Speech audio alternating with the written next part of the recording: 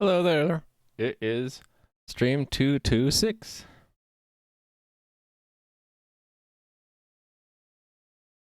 I'm working on a game. This is what it looks like today, but it's not going to look like this much longer because I'm getting rid of the test area and going to be working on the real starter zone for the game.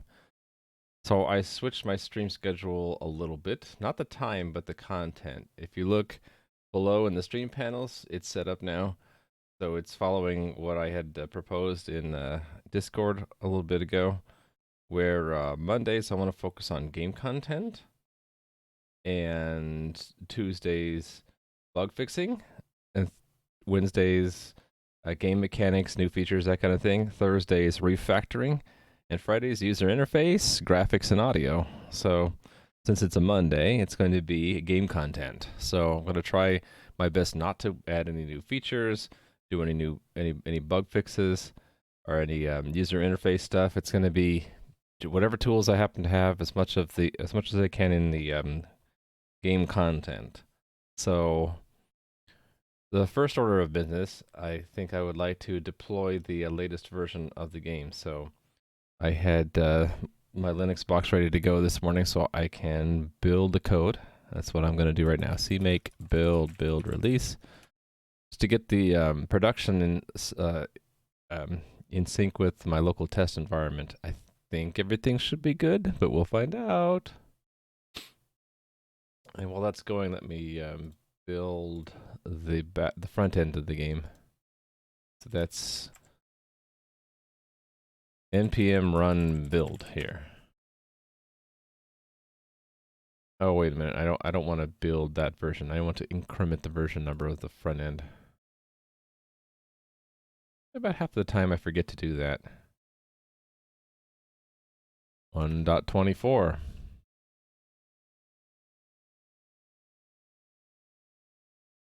I'll wait till this finishes, then I'll run it again. Okay. Secrets. lpack prod is the command to make the zip file containing the code, and then Python 3 tools deploy Primus, and then the version number, which I don't know yet. I need to find out what we're up to. 1.18.1, so it'd be 1.19.0. So that takes the package, gets the digest, connects and uploads it, and there's a verification step to check the digest that it uploaded correctly. Now it's available on the actual servers. And this is probably still going, right? So, oh no, it's just done. It just finished now. Let's save that and run it again with the latest version. Let me prep this with saying that this is bump version of front end to 1.24.0. One of these days I'll make release notes that says what changed in each version. Front 1.24.0. And I'm also going to go ahead and tag the back to 1.19.0. Push tags. All right. So let's see, did this finish? Yes, it did. So I'm going to do wdeploy.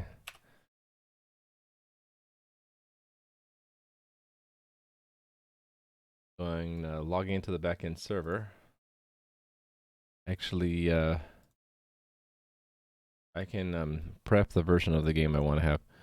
I still haven't fixed the problems with updating the servers, like hot swap them. So what I do in the meantime is I do I grab the version of the configuration, download that, then edit this off screen.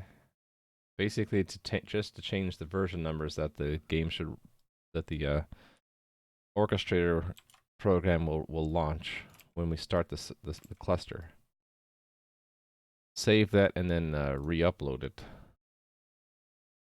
Then I'm going to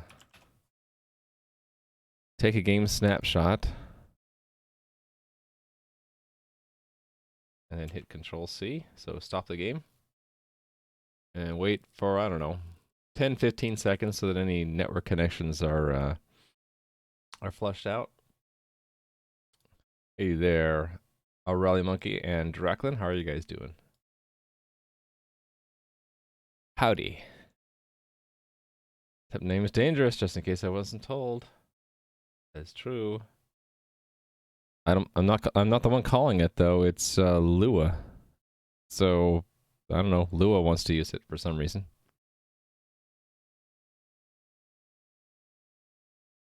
What's interesting is they don't give you a link to read more about why it's dangerous, which I've noticed that people making tools have started to do, especially in JavaScript. They'll say that something's been deprecated or something has a security problem, and they'll usually give you a link to read more about it.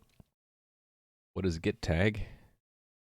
It is a way to give a symbolic name for a commit. So you can see them in git k or any other kind of graphical history of the code.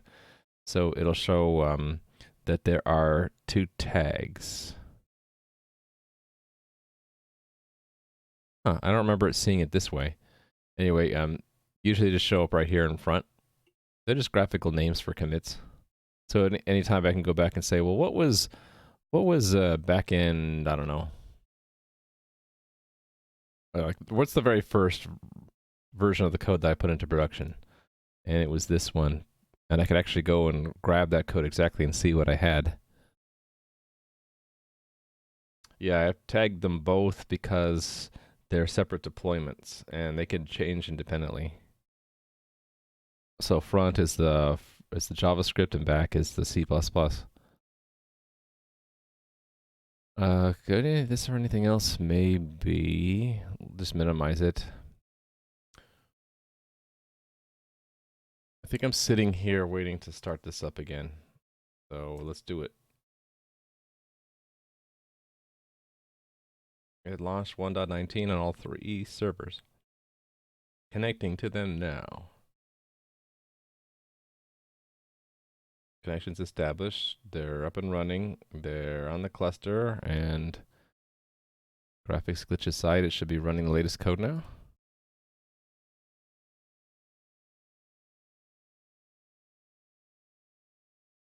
That's interesting. Getting requests that are not HTTPS on server 3 again. Yeah, probably because I'm using port 8088. Keep forgetting I should switch that back.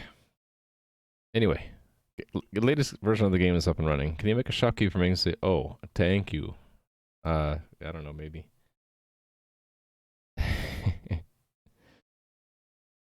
Oh, thank you. That one? It's from Wind Waker. What was his name? That might be copyright Nintendo at this point. Beetle. That's what his name was. Beetle. Yeah. You regret it now? You're going to regret it for 20 years now. Evil laugh. Okay. So latest version of the game, and I need to deploy the scripts that go with it. And unfortunately, I don't have a good way of telling what changed. I think I do. I can go here to Realm server. ECS source, ECS scripts. And yeah, there should be a way for me to figure out which of these files is different between this version and the last. If only I could remember. I guess we'll look it up. So get files changed between 2 commits.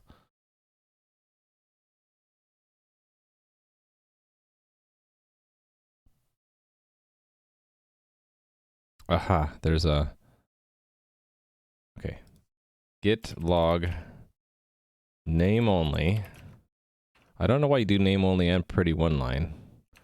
And I don't know why you have full index, but it's front one, and no, back 118.1 dot dot back 119.0. Oh, that's why. Because it's name only doesn't put it on one line. And oh, it wants me to grep them.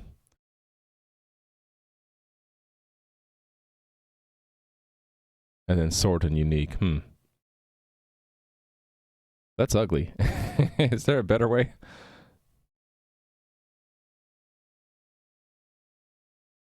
Diff stat.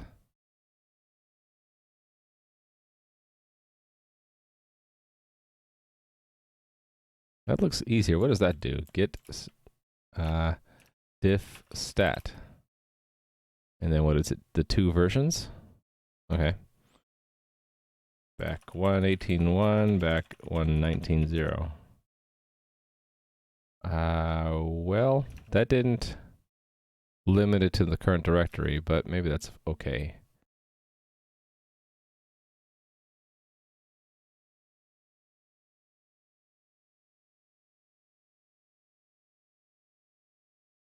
I can see attack, gift, sword, NPC spawning changed. Alright, that's good enough.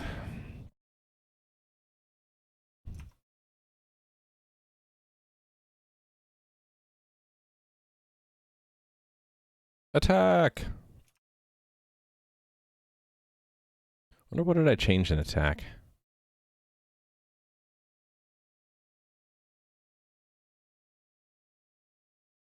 Oh, the drop loot stuff. Yeah, the loot table. Yeah, exactly. Okay. Alright, and then what was the next one? Give sword.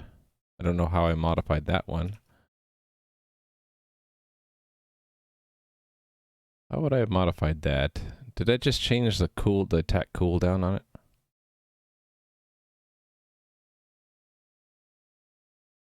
So I don't think I need to check this. This doesn't change at all.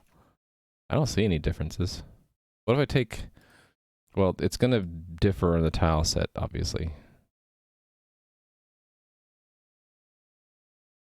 I think this I already checked that in.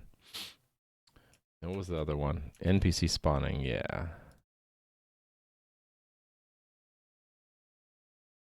Which doesn't exist in the real game, so we have to add it. Add, edit, paste, submit.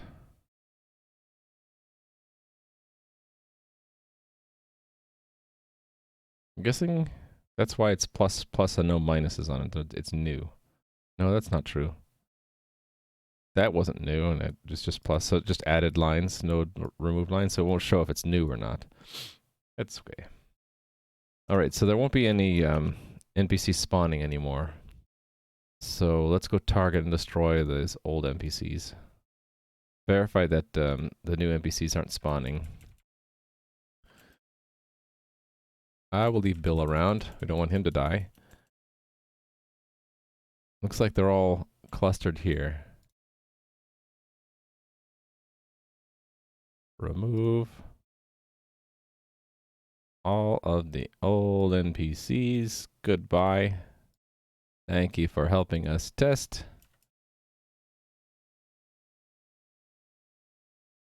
All right.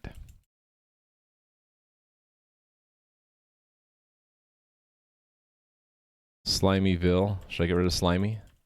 So sad.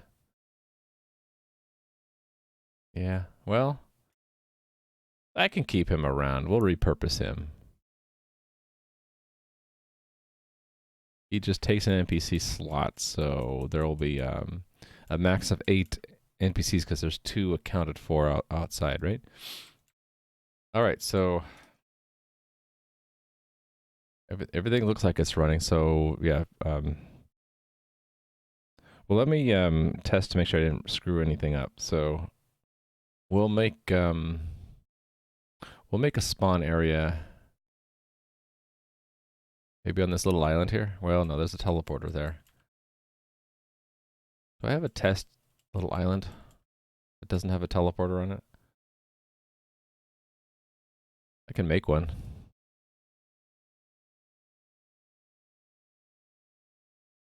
Let's build one. Oh, that's interesting. Oh, I remember this bug. Yeah, it actually does change it, but the animation sequence is broken. Okay. Do I have a bug for this? Issues. So, go look.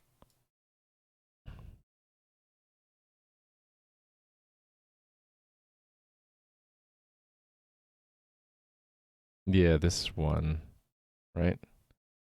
Yeah. Okay, I have a bug entry for it. I'll fix it tomorrow. Tomorrow is bugs. Hey there, Toulouse. So I have a change for my stream format. For those of you who didn't catch it at the beginning of the stream or just joining us, so down below in the stream, what do you call them? How come my mind is blanking? The things that are below me on on Twitch. I decided to have a different format for each day, basically a different focus. So Mondays it's going to be game content. Tuesday is bug fixing. Wednesday is features and mechanics. Thursday is refactoring, and Friday is UI, sound effects, and panels. There you go. Thank you, Toulouse.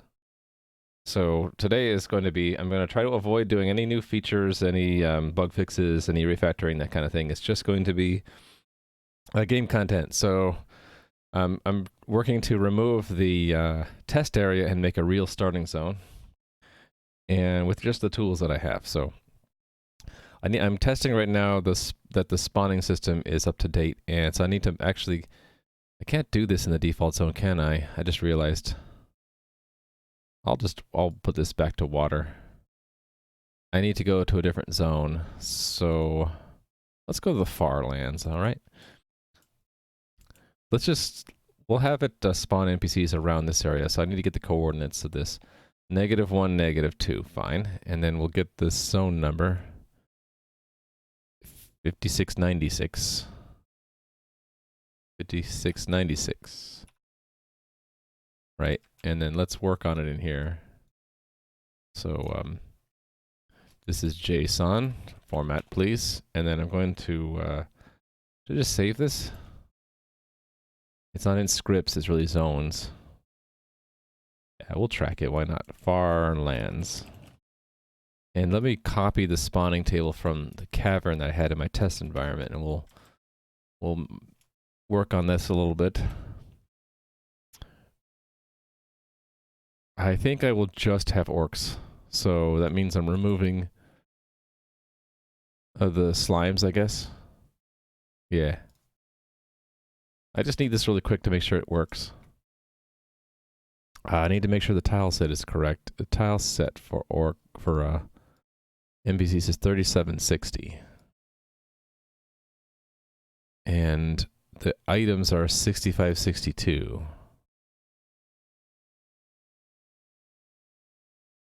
So we're going to drop chicken and gold. Sure, why not? Okay, putting this back in.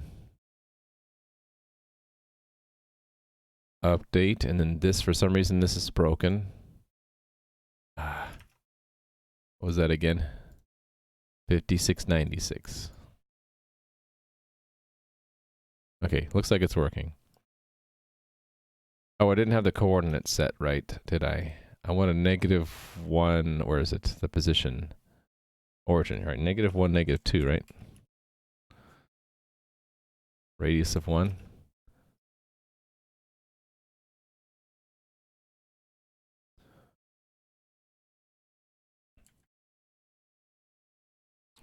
Okay.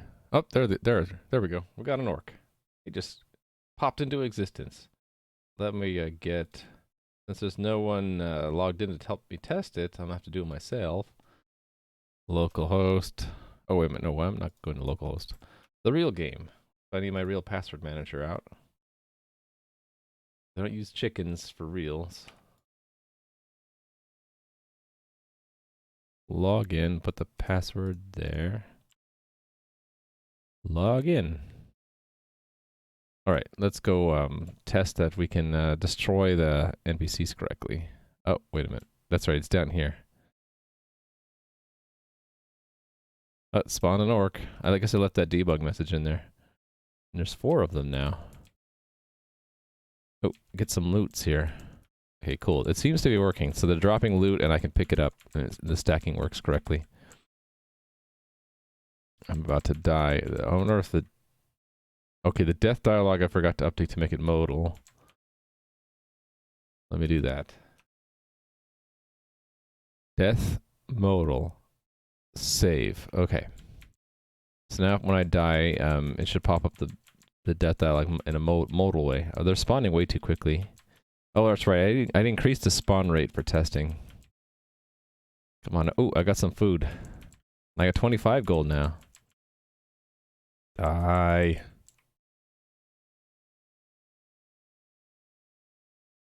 Okay, I think it's working. Let's turn it off. So, I can turn it off by setting the chance to 0, right?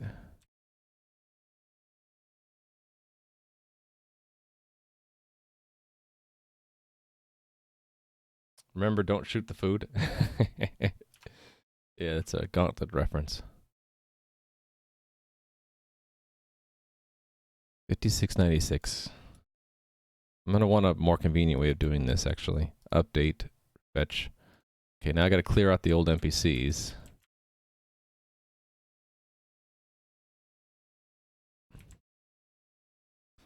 It's gonna be all my loot if no one else wants to help me test it. It's gonna be all mine. Give me that loot. Give me that loot. No loot from him. So what I want to see is they no longer spawn because I set the spawn chance to 0. I don't think it's possible with the Lewis random number generator thing for it to actually get the respawn worked. Making the dialogue modal and all that. I'm gonna have a lot of gold here in a little bit. All right, cool. So they stopped spawning. Cool. I just wanted to do that as a test to make sure I got all the scripts updated correctly. Can't actually do anything with the food or the gold yet, other than bragging rights. Okay. So I pushed the latest code into production. Now I wanted to bring in some new tiles, walls, doors, torches, etc. Yeah. Okay. Because the story idea, one of the few story ideas I actually have sort of ironed out. Not to give spoilers away, but it'll be obvious when you create a new character soon. You'll end up starting out in this hallway, and there will be basically just walls. Look like a maze of walls with doors here and there, and all the doors you can't open them; they're locked, right? But there'll be one door that's open, and when you step into that door, you're transported to somewhere else. It'll be some world, right? And it's a one-way door. You can't get back into the hallway, at least not yet. And that the world you're gonna get tossed into through that one-way door will be the starter zone. What I'm thinking about doing for the starter zone, it would be just like any RPC. To fit the trope, you have to have the sewers with the giant rats in them, right? So it's gonna be the sewers underneath the starter town or the first quest hub. And the point of the starter area will be to sort of teach you some of the built-in game mechanics. So it'll be like you're in this sewer system, and you just have to find your way out. And of course, you'll be running into rodents of unusual size.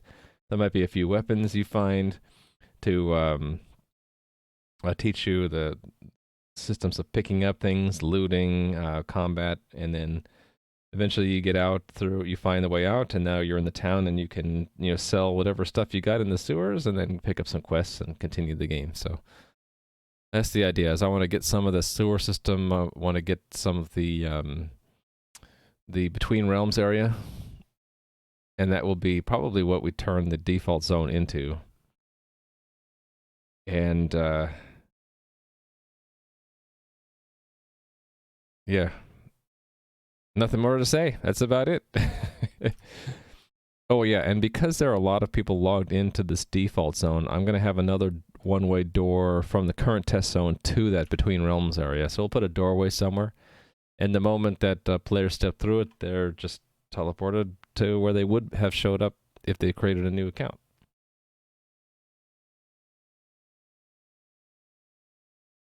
Actually, that means that this Between Realms can't be the default zone because that's what this test area is. I just realized that. Okay, so we'll have to create a new zone called Between Realms. All right. But first, let's pull in some graphics. So I'm going to start a sprite. I'm going to pull up the old tiles that I had. That's not the right one. Close. Did this one? Yeah.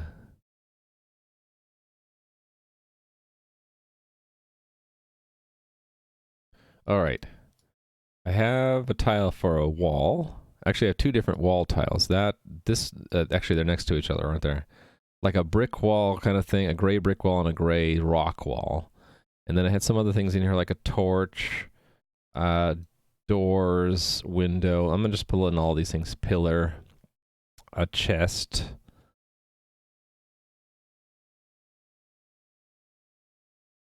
Some of these have been... Oh, that's right. I'm going to use... These are not animated, so they're single tiles. And these ones already have the background removed, so which is nice. I also wanted the stairs up and down. I think that's here. At least that's the stairs up. Where's the stairs down? This one, I think. Like you can see the top of the stair, and that's the... If you're at the bottom of the stairs. I want to pull those in, too. So what... Do I want to put this into an existing tile set or not? This background thing, I think I want to rename this to be outside, and then there'd be an inside. Yes. We'll keep decorations. I'm going to have like an inside. Or what? I don't know. Is inside the right word to call it?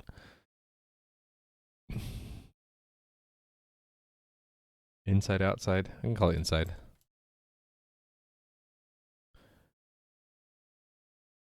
Okay, that tile set doesn't exist yet. Let's make it. I don't know how big I need to have it. Something by 64, though. At least. I'm going to guess 10. So 320. Okay. And then let's just start pulling tiles out of there. So it's marquee tool. I'm trying to remember trying to learn the keyboard shortcuts for these. Let's just pull all of these. Actually, some of these go into decorations, don't they? Or containers. Yeah, let's just pull these out. Copy, pasta.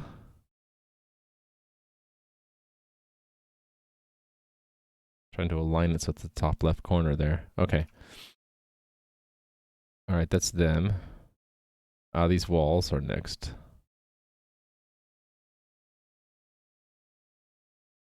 $32 by $32. Yep. Actually, I want to add this to it. Put them up here. All right. I keep alt-tabbing. I don't mean to do that.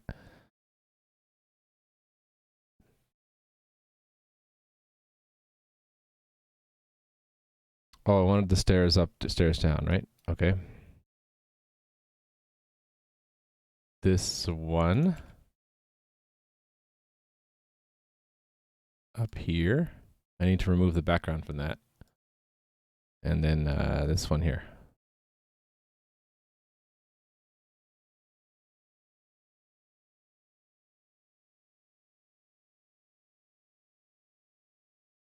Again, I hit Alt-Tab. All right.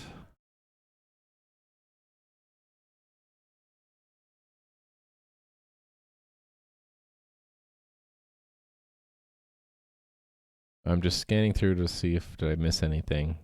There's some new items I want to pull in. Like I wanted to get dagger.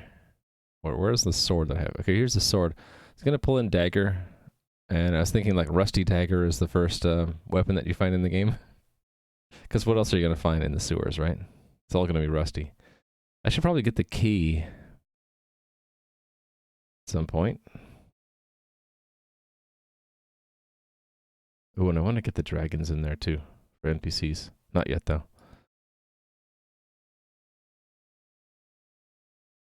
I think that was it. I'm sure I'll think of something later that I'm missing. None of these are animated. Oh, I wanted torches, right? Did I want to put that under inside? Yeah, let's just put it inside. So, sprite size, canvas size, right? There's a shortcut for that. Oh, there's Alt SC. Okay, so add 32 to 320, and you get 352, right? And anchor up there. Okay.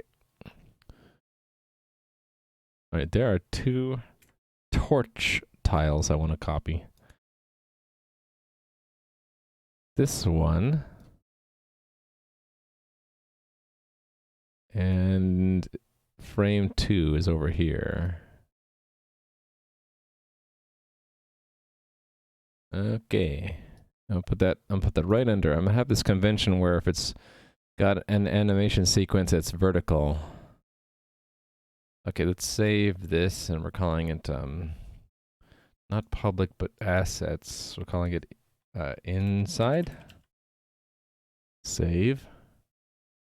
Export, and we'll put it under public. Inside.ping. Okay. Export. And let's push it. So public AWS S3 copy inside to S3 my bucket. Uploaded. So add it here inside.ping. Update. There's my tiles. So let's add some tiles.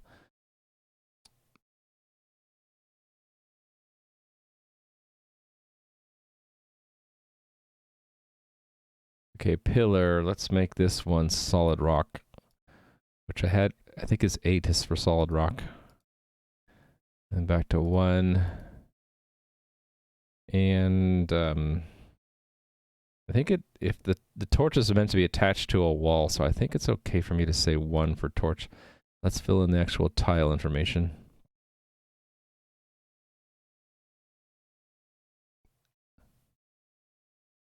Date. Date. Am I doing this right? I think I am. Window add. Yes.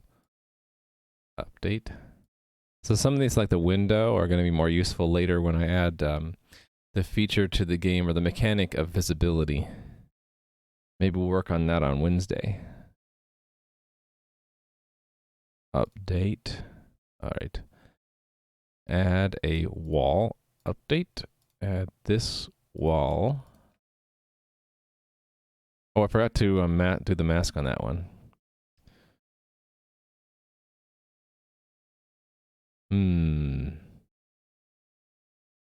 I'll put in the metadata anyway. It's gonna look black. Update. Update. And this one has got 2 tiles. That one and that one. All right. So, ready to make the corridor of the Between Realms corridor? New zone. Between Realms. Add. 12,861 is the official zone information. Update. Okay, let's put right in the center a Oh, you know what? There's no floor tile. Floor tile's in background. It's okay. Let's put some floors. And what I was thinking is you'd just start off in the center of some kind of like intersection between two corridors. And inside, let's put some walls.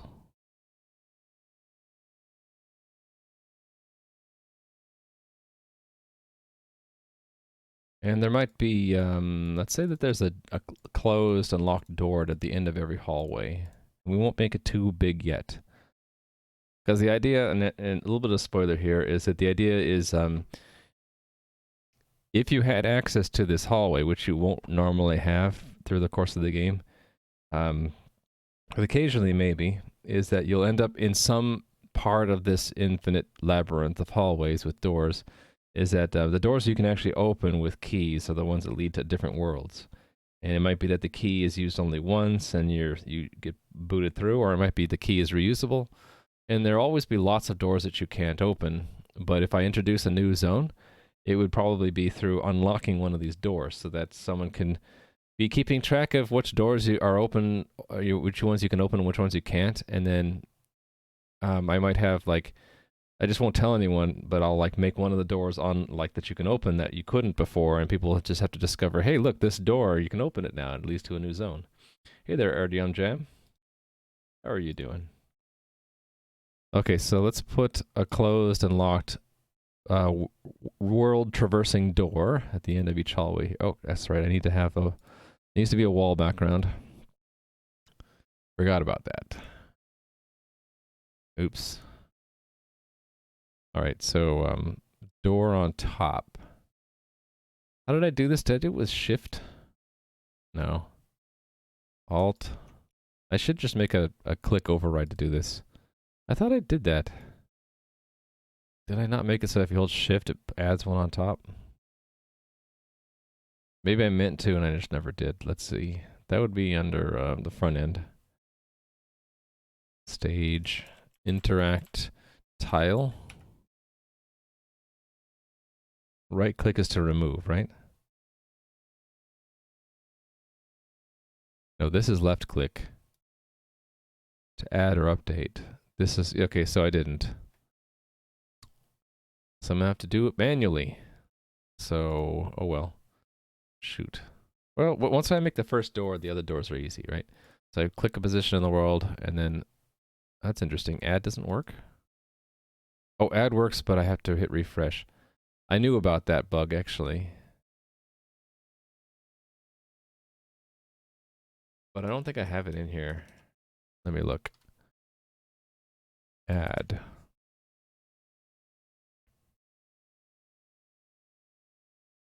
How come this one doesn't have a tag on it? This one should be labeled user experience.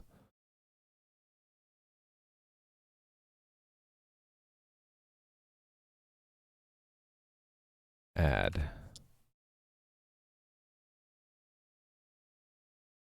No, I don't. So let's add a new issue.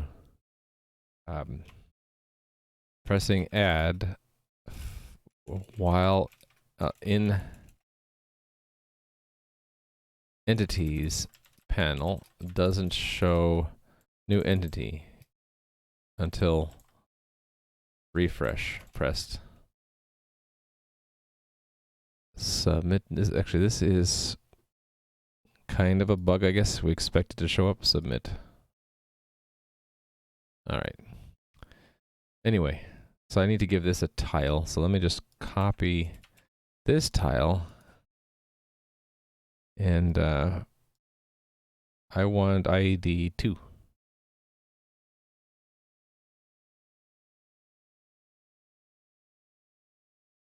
Now we have a door. Now given that door, I can alt-click to duplicate. There we go. Now we got 4 doors, and I'm just going to add randomly some other doors. That's probably enough, right? So this is where you're going to spawn when you create a new character, and we need to make one of them open. This is going to lead to the starter world, so that's tile 1. Actually, now that I think about it, the access is important. Let me fix the axis. This has to be solid. And so do these. These all need to be solid. Update. Could you put a door next to it, then move the door? Well, I'd have to adjust the depth, but... Oh, actually, I never did adjust the depth. Oops. Yeah, you're right. I could have just done that and then moved it. You're correct. Like that. But yeah, the depth is wrong on all these guys, so let's have to go fix them. Let's just move that here. We'll remove that one. I gotta fix the depth on all these. Oh, there's two doors on top of each other?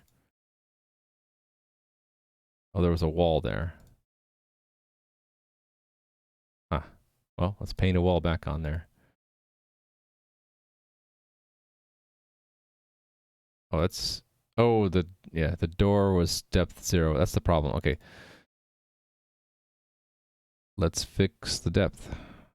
Depth 1. Update.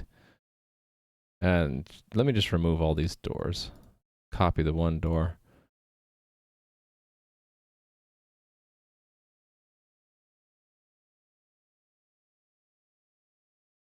Yeah, so if I created a door out here, set its depth to 1, and then copied it, it would have worked too.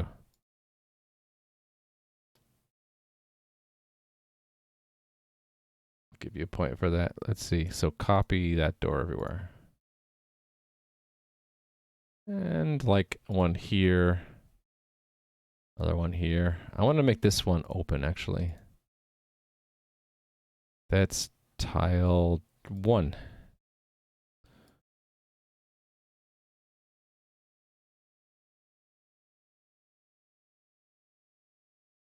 Actually, I want it to be this one. It doesn't really matter, though. Okay, let me test this. I need to put my character there. Because I haven't yet had... it was an idea in chat at one point that the GM could possess a player and move the player around, but I don't have that right now. So the next best thing is just moving the player in there.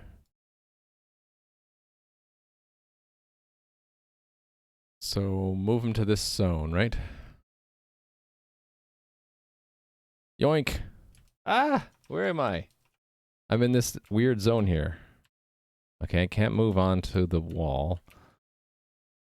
Oh, because... Okay. The movement system needs to be fixed. That you can't place an open door in a wall and step through the doorway. Because the wall is still blocking you. Yeah. Okay, so the next best thing for now until I fix... Let me put the bug in there. New issue. Can't place an open and accessible, or let's say open door in a wall is not accessible. Oh, did I forget to put a bug on the other one? I think I did. To click that button twice? Weird. Oh, I did put bug on it. Okay. New bugs. Won't fix bugs today, right? Had a typo in that title, while versus wall. Oh, yeah. Man, very observant. Scoring all the points today. Edit. Why did I type while anyway? Did it autocorrect me, or did I just type the wrong word? I did. There you go. There's 2. All right, so I can't actually walk there, so the next best thing is to remove the wall behind it. There we go. So there's like a weird wall there. And I want to make it so that you teleport, so...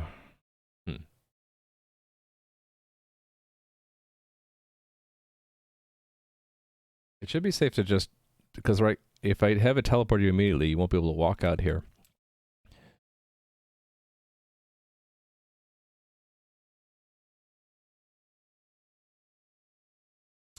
Yes. Okay, so let's make a teleporter. Actually, I need to make the place this goes to.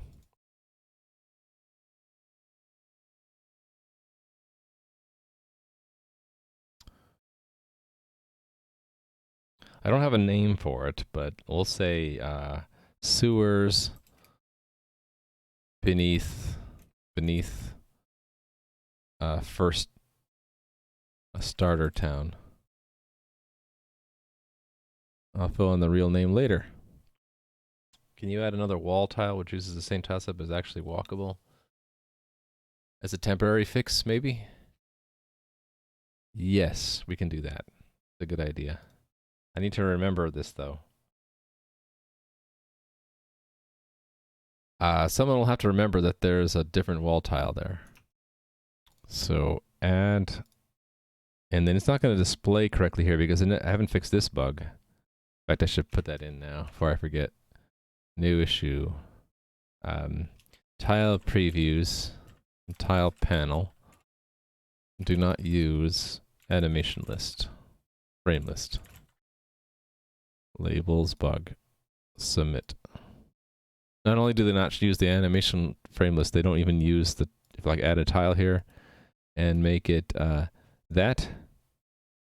And even if I set, so it still shows blank, even though it should show a wall there, right? Oh, what happened there?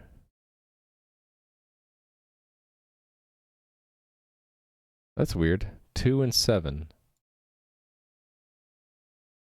So why does it show blank there? Oh, that was weird. And that was weird. Okay, it looks like I accidentally clicked there. Delete. Okay, so tile 12, put one here. There we go. And now I should be able to walk there. Perfect. It's not going to cause confusion. It's that I'll have to remember to that this tile 12 is temporary, right? And it's only to work around the problem that you can't poke a hole in a wall, so you have to have a navigable wall. I could also use this for secret doors, right? Or like invisible wall, like walls that are like illusionary walls.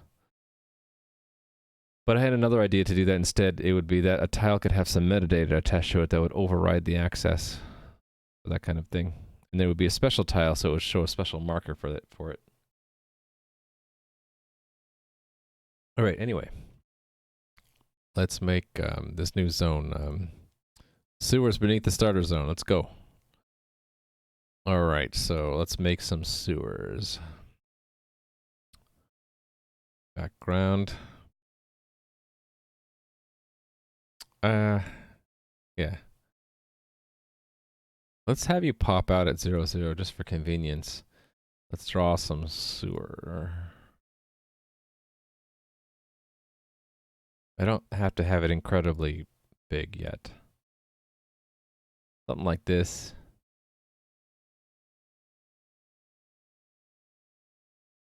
And then I have something under, I had decorations. Right.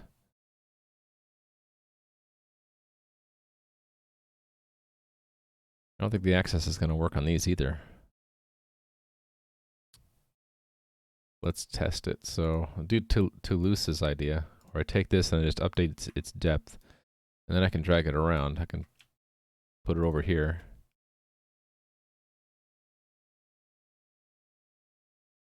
And, well, let's paint some walls first.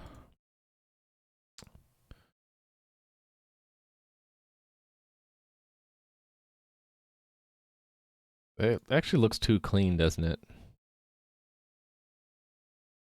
Need to make the water look dirtier or something. Anyway, not the most creative person, so this is gonna take me a little bit of time to do really well.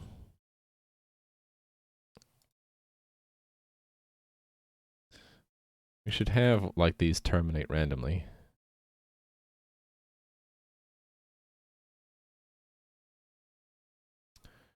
And I'm not even comfortable with my own tools here yet.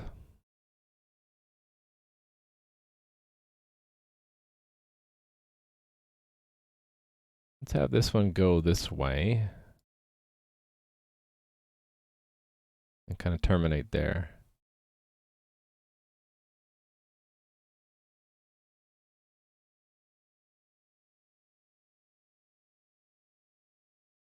And let's take this, copy it over here. Oops, I moved it. Copy there. And the other issue I had, when you overwrite, it doesn't show stuff until you move back and move away. Move away and move back.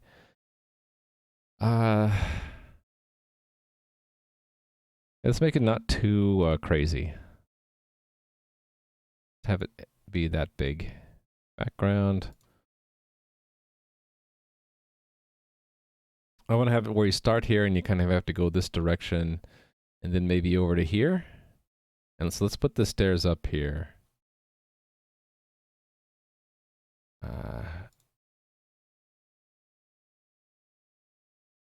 And I don't have the right tiles. That's okay. That's good enough for now. And then what I can do is I can have enemies spawn around here or something, right? So 0, 2. I need to make a new enemy. Maybe instead of rats, we'll just use slimes.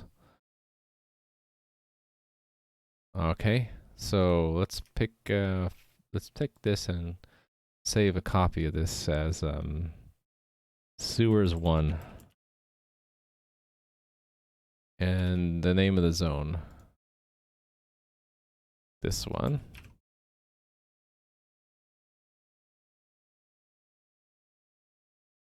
All right. Actually, I kind of like the enemies I had before. The slime I had before. So let me just copy him from here. Oh, yeah, here. This guy. No loot. Or should I have him drop? Should I have them drop a little bit of loot once in a while?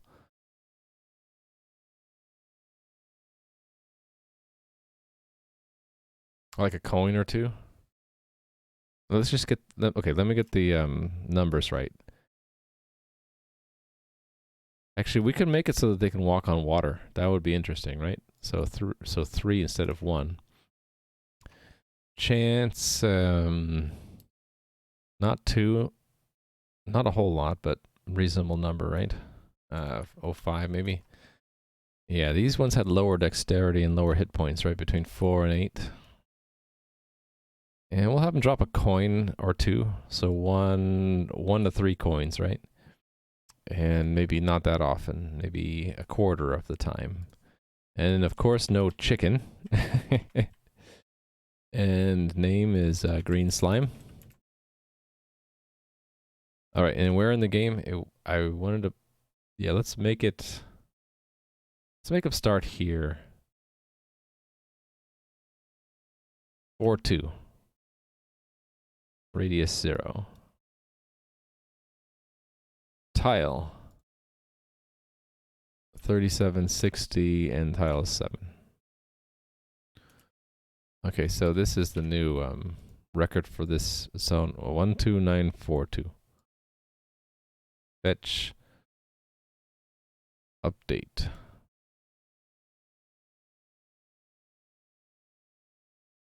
Oh, I bet nothing's going to spawn here. Oh, no, there's one.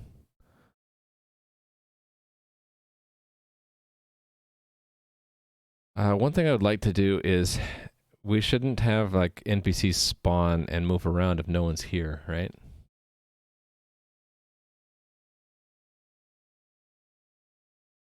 The other thing I have to make sure of, I don't want the slimes to escape, so a couple things I could do. I can make a square that like NPCs can't enter, but players can. In fact, I can make these stairs inaccessible to the slimes, right? Actually, one way to cheat would be to put the slimes in the water and so they can't move onto the land at all.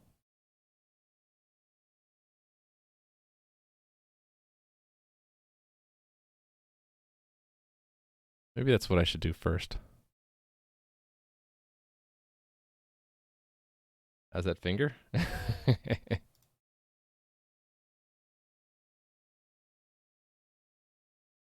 Where did these go? Okay, there we go. Capability. Let's do water only.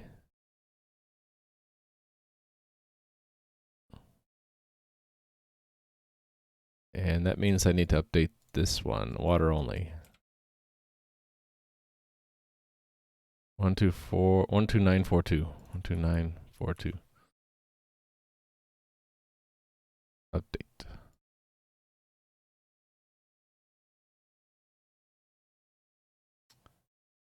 Oh, like this? I should just do this more since I have this to tug on. Why is this? Okay, finally he's deciding to move. All right. So one problem will be they're not immediately hostile. But that's okay. They can just be for decoration for now.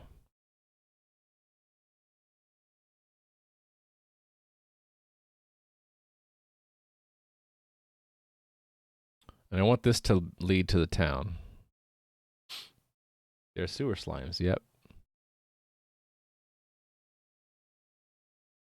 Okay, let's make this door lead there. So I'll cheat and go use one of my existing teleporter triggers.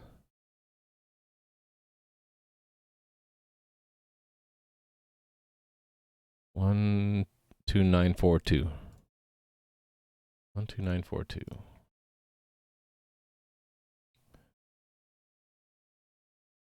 One, 2, 9, 4, 2. And I set this to be 0, 0, right?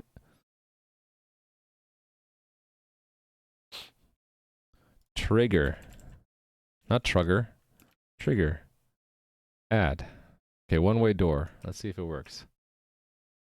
Ah! How did I get here? So to get there, I should be... Oh, I can't walk on the bridge.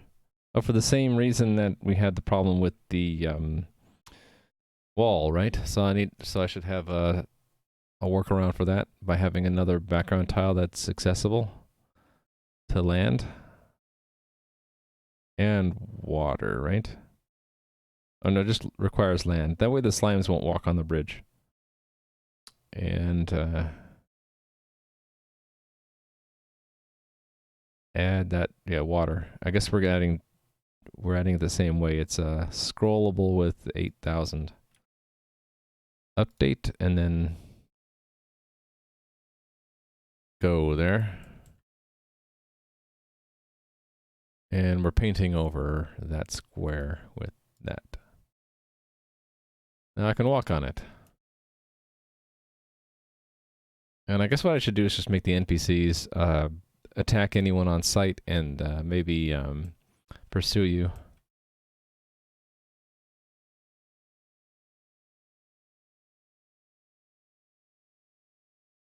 That hole looks odd to me.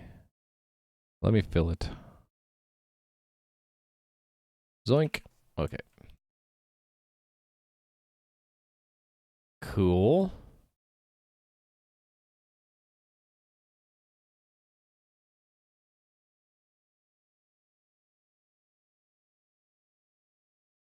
I could actually work on the slimes pursuing players because that doesn't... Well, that's a mechanic though. I really shouldn't focus on that today. It's getting there, Toulouse. It looks too clean though. I have to add like props and stuff to make it look like not so nice. Oh, I was gonna add torches. Because what's a dungeon that doesn't have torches in it? Okay, so we're gonna place these on the walls, so we'll do the Toulouse trick. Which is to set its depth to 1 and then move it around. So place one here and then a copy here. Let's put one here. We'll make this area darker. The idea is that these would illuminate an area. When I add the concept of obscuring tiles from view and then light level that you'd be able to see in this area, but this will be all dark. Let's see. That's the idea. Turkish lira. Hey there, Clayman, and hey there, Nui.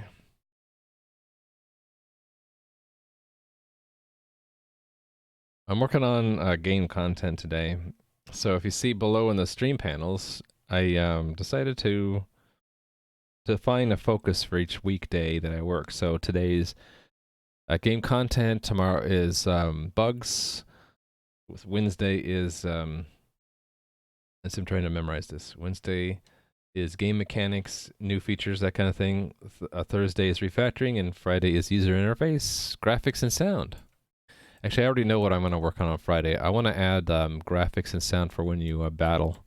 So every time you swing, it should say, like, there should be a sound effect. And if you hit, there should be another sound effect, and then like a little particle effect, like a hit graphic or something that shows up.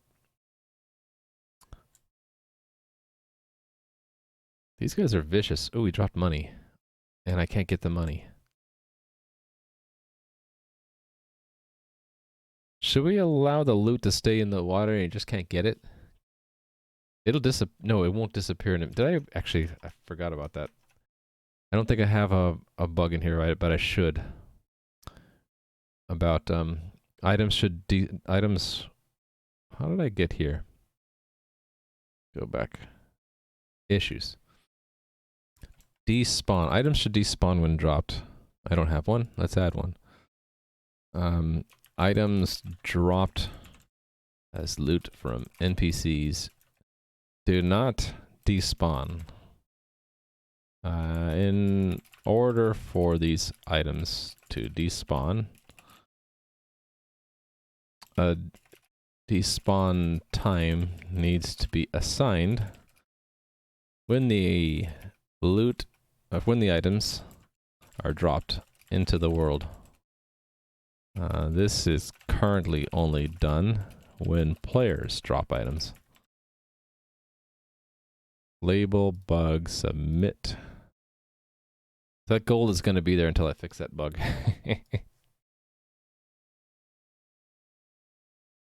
Well, they are similar, but the bug fixing, it's more of just getting the feature to work, and then refactoring is cleaning up the code and working on performance. So I think that they're different enough. But yeah, if, like, let's say I consider bad performance to be a bug, I might work on it on a Tuesday. Sure. I think we'll have enough bugs and performance improvements to make that 2 out of 5 days is probably a good allocation. Oh yeah, the panel below ought to adjust to your local time zone to let you know when I'm streaming. I don't know if it works. It works for me. For me, it says UTC -7. Okay, so this needs to lead somewhere, right? I kind of want to build up a little town area with shops and stuff. So I guess that's what I'll do next. I don't need to make this two-way. I need to make sure the slimes... Oh, no, the slimes can't get up there because they can't climb out of the water. So that problem is solved. Oh, you know what? The slimes aren't going to spawn anymore because the position of their spawn area is not accessible to them. Let me make them spawn here at 4-1 instead of 4-2. So update 12942. So when I work on game mechanics, it's probably what I want to work on first, is that this is really painful to have to do that. Alright. If that slime would be so kind as to come down here, I will... Oh, there he is. Let's kill him. Die. Okay, I'm almost dead already. Local for you too, that's nice. Alright, I'm hoping that the slimes will spawn again. Since I put it at 4-1, right? Oh yeah, okay, there he goes. He appeared and he moved off. He might kill me. Oh, I got it. He struck at me, but he missed. Let me be a kind GM and move the gold onto the brick that I can pick it up. There we go. 2 gold there. Hey there, 2, bud. Actually, I should probably just remove the loot from the slimes for now because you can never get to it. So let's put that chance to 0. I'll have to fix that later. I probably want to change it so that the loot can spawn like in one square around them, or make do the personal loot idea. 12942. Fetch. Paste. Update. Okay. Hey there, too, bud. The debug messages, you mean the spawn messages? Yeah, I should probably remove that.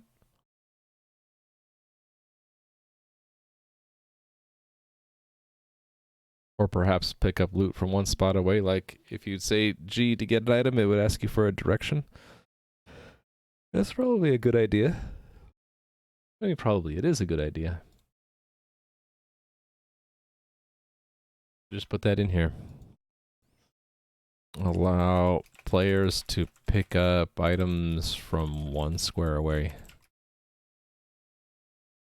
We're calling this an enhancement, a feature.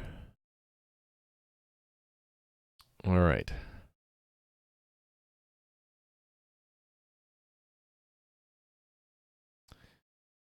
Let's let everyone else in the game get here. So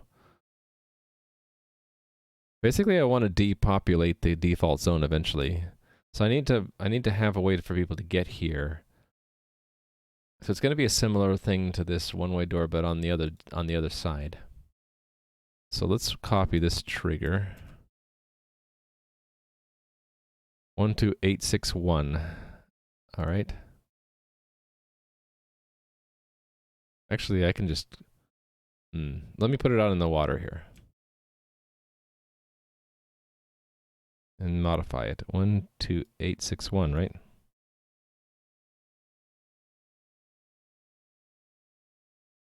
And where to put that doorway?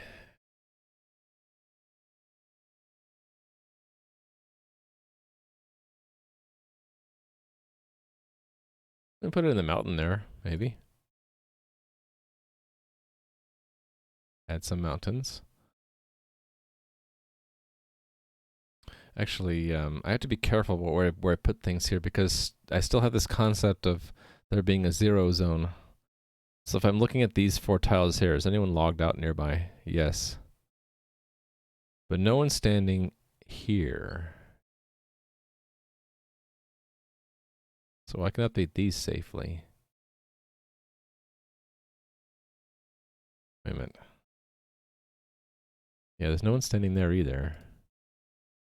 So I can paint there safely.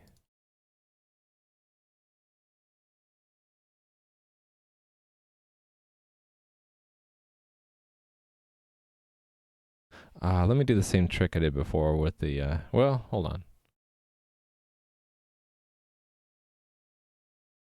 What if I just put, like in the Dark Tower series, just a door frame standing out in the middle of nowhere?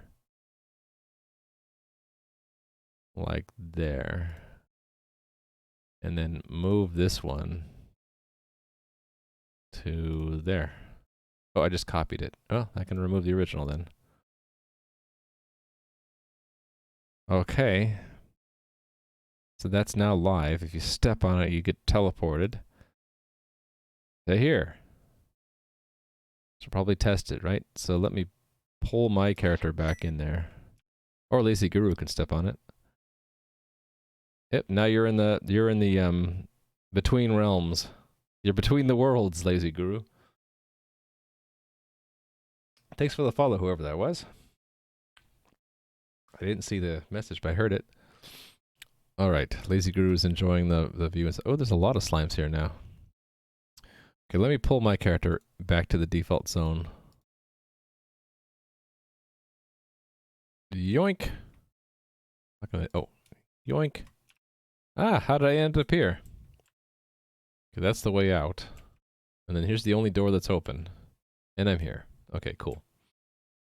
And this is where people are going to get stuck for a while until I make an exit there. There's a lot of slimes in the slimy tunnel. Both doors are one way. Yeah, you can never go back. Nui, the sign Nui. Yeah, we're gonna tear down this zone. very soon. I had to move all players out of it though. So like everyone who's logged out, um, I'll have to put in a mechanic in the game that if they log in, they just get teleported to between realms immediately. It's probably the easiest thing to do, but I don't have that yet, so I can't get rid of the default zone until I have that mechanic. Hey there, Isley. So yeah, if you go through the door and you end up here, we need to give you some place to move to. So that's going to be the new starter town. So let's build that up now. Starter town. I don't have a name for it yet, so maybe I'll just keep it in quotes. Go, let's go there. 0.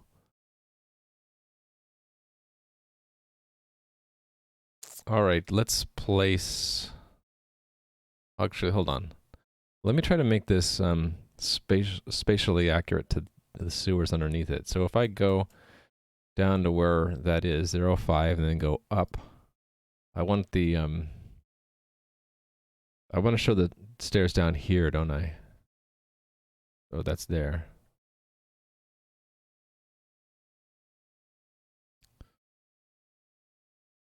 There. See if I got that right. Yeah, so if you go up, you should go there, and you go down, you go there. So let's paint some stuff around it. Actually, if I just take this... Oh, my camera's on there.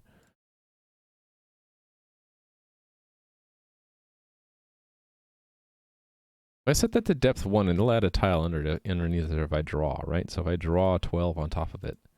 Nope, it didn't do it. Okay, so let's take one of these, set its depth to 1, and then move it over here. Okay. And then we're going to draw some walls around it. And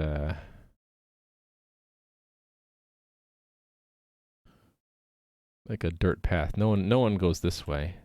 It's like a side alley or something. All right.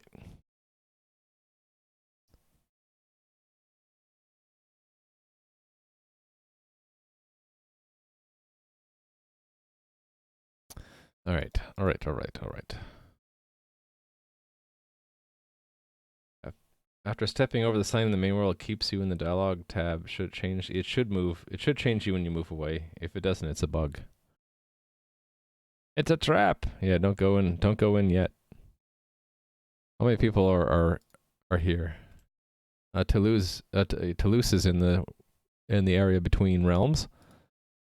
We got 2 people in the sewers with me. This doesn't go anywhere yet. I need to put bounds here, otherwise people can escape.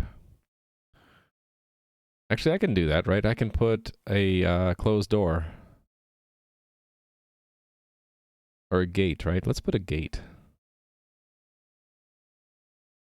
In the wall here. So paint this kind of wall. And then move that depth 1.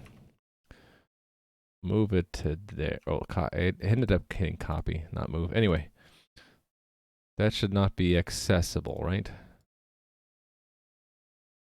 Because it's got a gate on top of that invisible wall. Or illusionary wall. So I can add the teleport. I can add the transport between these two now.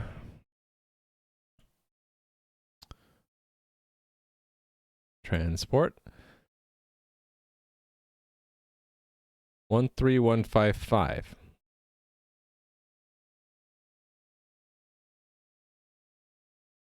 So this would be 05. I already forgot it. What is it? 13155? Oh, I did remember it. Okay. Oops. 13155. Dang it. What coordinates? Okay, I actually knew the coordinates. Okay, so that's trigger. Add. And when I step on it, yeah, okay, I'm there.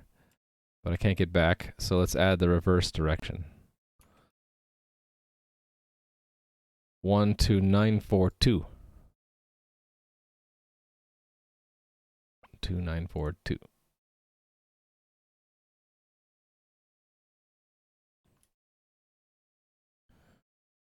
And that's 6. Trigger. Add. Cool. So now we can go up and down the stairs. Now I gotta paint the area in there. I'll just hang out here. If anyone wants to, they can stream snipe and come up here while I'm painting. This is the idea that I wanted to do as I'm making new areas in the game. If people are actually playing the game and watching me on stream, they can actually go to where I'm adding it, and I'll probably do the same kind of thing where there's just a gate you can't open, but you can see through it. And you'll see me like painting the world there before you can get to it. Now, if I let you out here, I know what would happen. People would just wander around in the void, so I can't allow that. It didn't change back for you, but you can't tell anymore? That's cool, though. Okay. So my idea was to have this be a street within the town. And there'd be like, I don't know, shops here.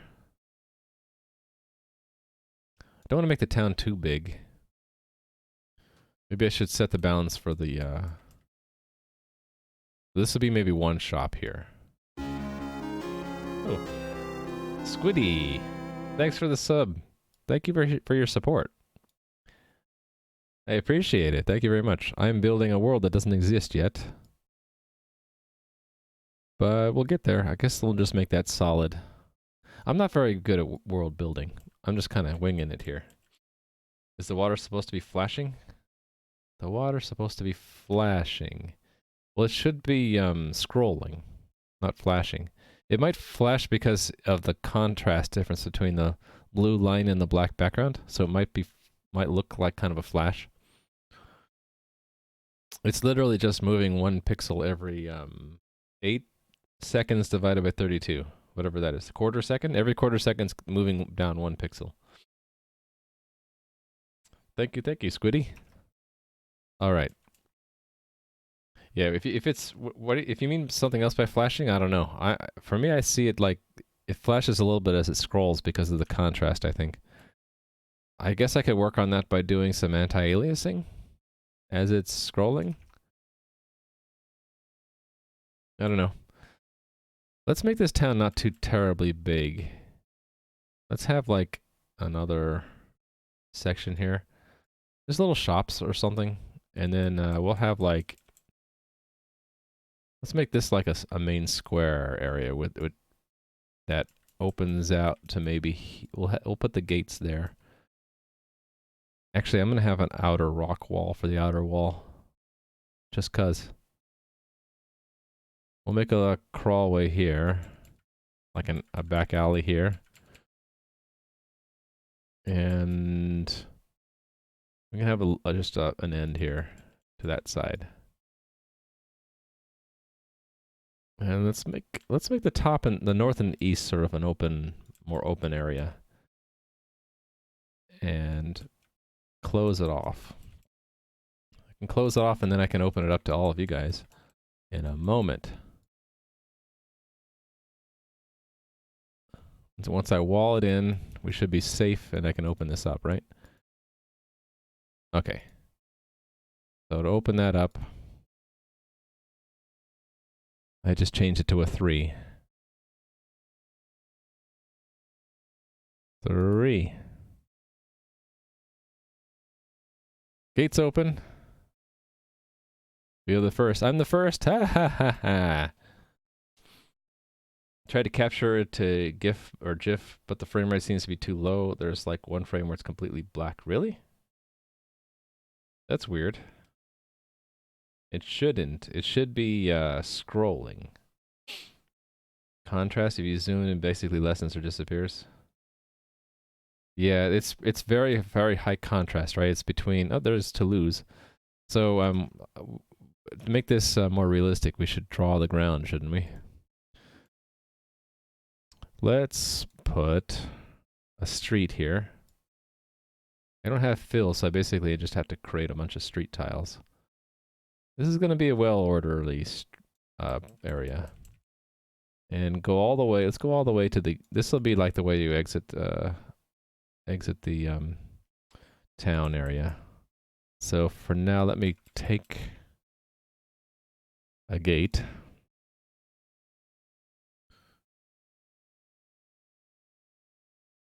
Set it to depth 1, and then move it there, and copy it there. So that's how you get out of the town. And let's paint some more. Actually, I have some pillars. I should have used those back in the other zone. In your 144 hertz monitor, it's smooth. 60 hertz monitor, it's see flashing. Yeah. So it's a monitor. It's some kind of monitor effect. All right. Actually, you know what I was thinking about doing is this is supposed to be an open grassy area, right? So let's replace this with dirt. And we'll just draw. I need to have a tree, don't I?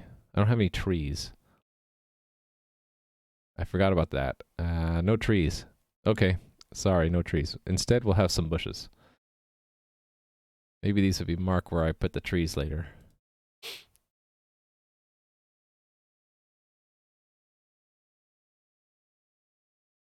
In fact, that's exactly what I'm going to do. I'm going to have trees randomly placed here, and then let's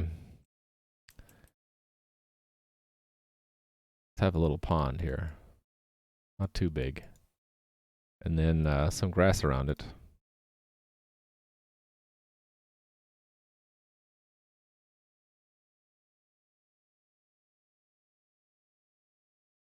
Maybe a little marshy there.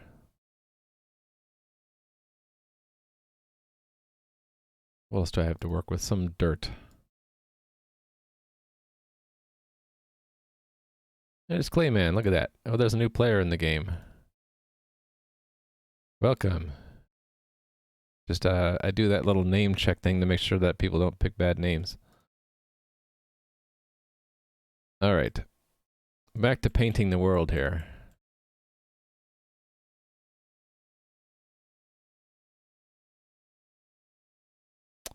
Yeah, I'll just paint all this in.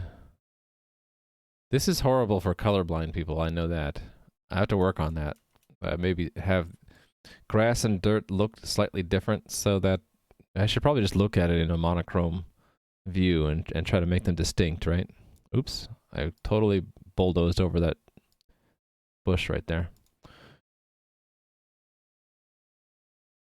gonna have some more detail.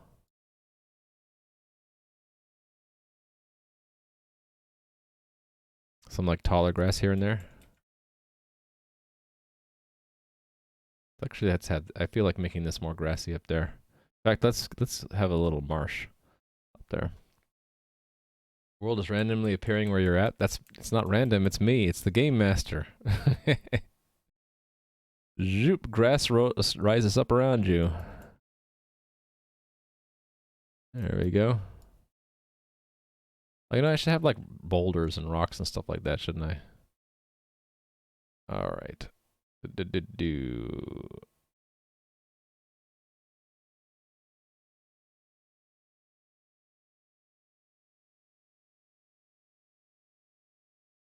Okay, more detail up here, I think. Oh, what happened there? Did I not draw that correctly? It's an admin abusing their admin powers. Exactly. Let's have it kind of fail out that way.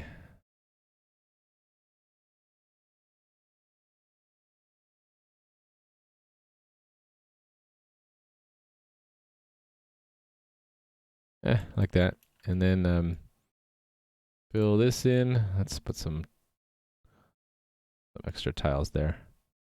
In fact, let me do it this way. There we go. Filling the world around Clayman. In fact, wherever Clayman is, we'll put some clay. There we go. Or dirt.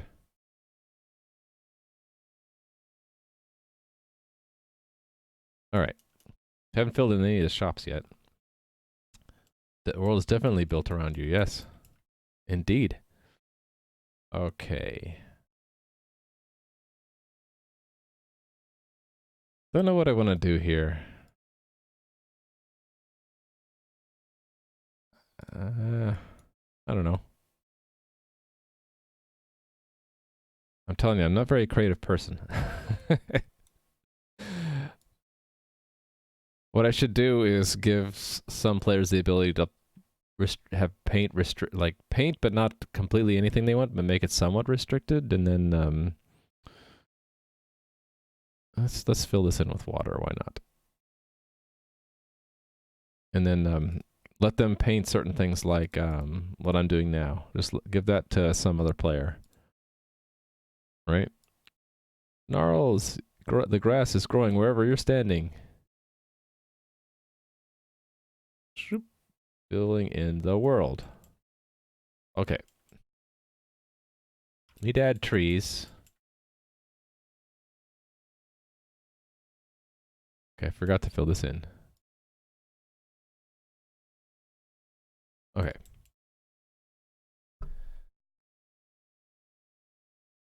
I would like to have a different variety of indoor tile as well. But I don't, so we're just going to fill them in. Can't get in here. These shops aren't open for business yet. In fact, let me take a door, a closed door tile.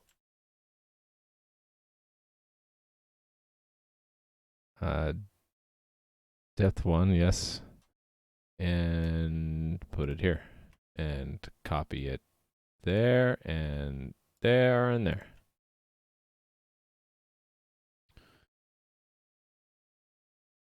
What one of the realms to feature Atlas the Titan, or your own derivative, holding up the entire world? Which world? All of them? Maybe he's actually underneath this. Maybe this is the Dark Tower. Who knows? You never know. Maybe he's like one level below that, holding the whole thing up. Okay, so now once I'm done here, every tile is defined within this zone. Will there be a Dark Tower, nexus of all realms? Well, that's... I don't want to give too much away, but that's... This is sort of that, although this is more of like an in-between place that it's a way that it's a nowhere place, right? But these doorways are sort of magical, like in the Dark Tower. They lead you. They're connecting between worlds, right? The shop's going to go into a new dimension? Probably not. I think this is a small. These are big enough areas where I can put like a table and a shopkeeper behind them or something.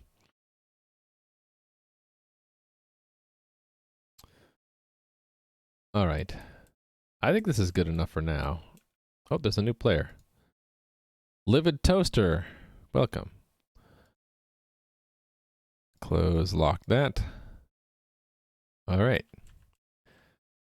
Toulouse is banging on the doors, but no, there's nothing outside.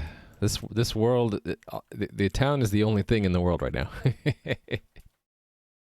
Although I guess I could add an overworld. If I added a tile to represent the town, that when you step on it, you enter the town there. You could do that, right? I should be monitoring the overhead on the game, now that I think about it.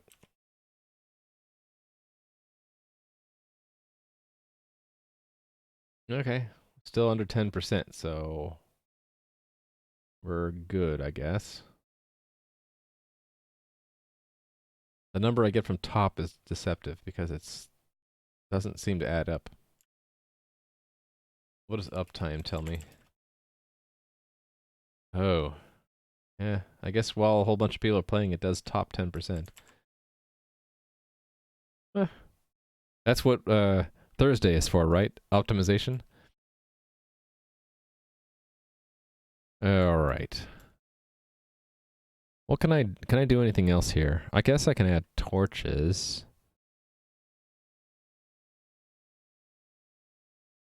This way. So I really do want to add like a shift click to add a tile at depth 1. move that to here. Whoops. What happened to it? Did it just... Okay, it's probably just underneath. I have to move away, move back? Yeah. So that's a rendering system problem.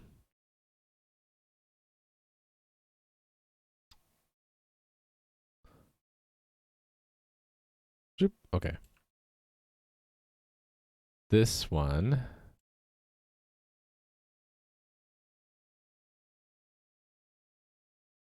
Oh, there's one other thing I might want to do.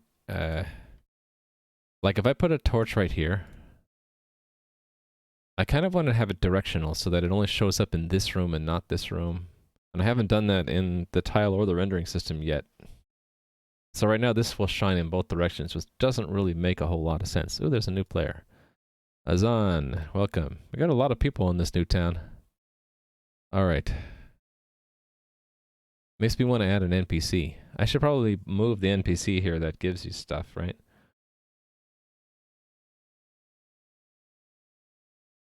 So I can do that by adding another tile, can't I? An NPC tile. It'll look like a guy. Actually, let's pick from... I don't even have the tile set. I don't have the avatar's tile set.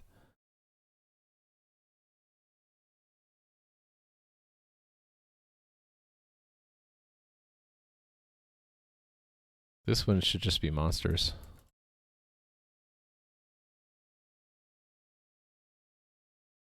I'll have to rename that soon. I guess I can just pull it in. So this is NPCs. Add.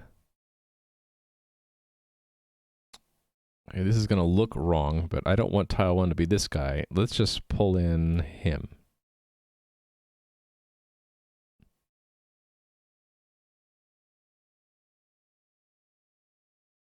Update. So tile 1 from 14059. Zoop. Depth, oh, hey there, Mr. Balrog. And hey there, Tim. How you guys doing? Tim is here. Tim is another streamer here on Twitch. He's very awesome. He's making his own game engine, Turtle Brains, in C++, and a bunch of different racing games he's working on these days. You should check out his stream. I am working on game content today, as much as I can with the tool set I have in place. Just got daughter to bed, so yeah. For me, it's still the morning time. It's kind of weird sometimes how we're all around this flat Earth. Actually, I'm gonna cheat and just look at what are the depths for players. They are 40. Is that what I wanted to put NPCs? Actually, we have our old NPCs back here.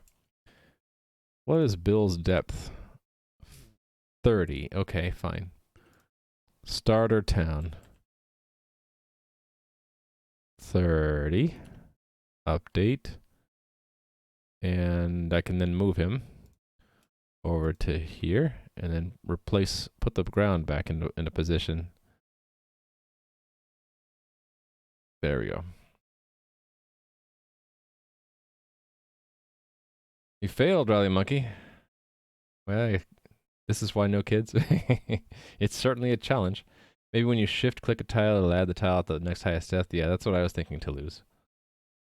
Definitely. I should just enter that as a ticket, because I don't have that in here, right? Issues. Shift. Yeah, I don't have anything in here. Ability to add tiles above background using shift. Enhancement. Yeah, so if you haven't seen it, down there somewhere in the stream, what are they called? I keep forgetting the word. Toulouse told me the word too. Panels, stream panels.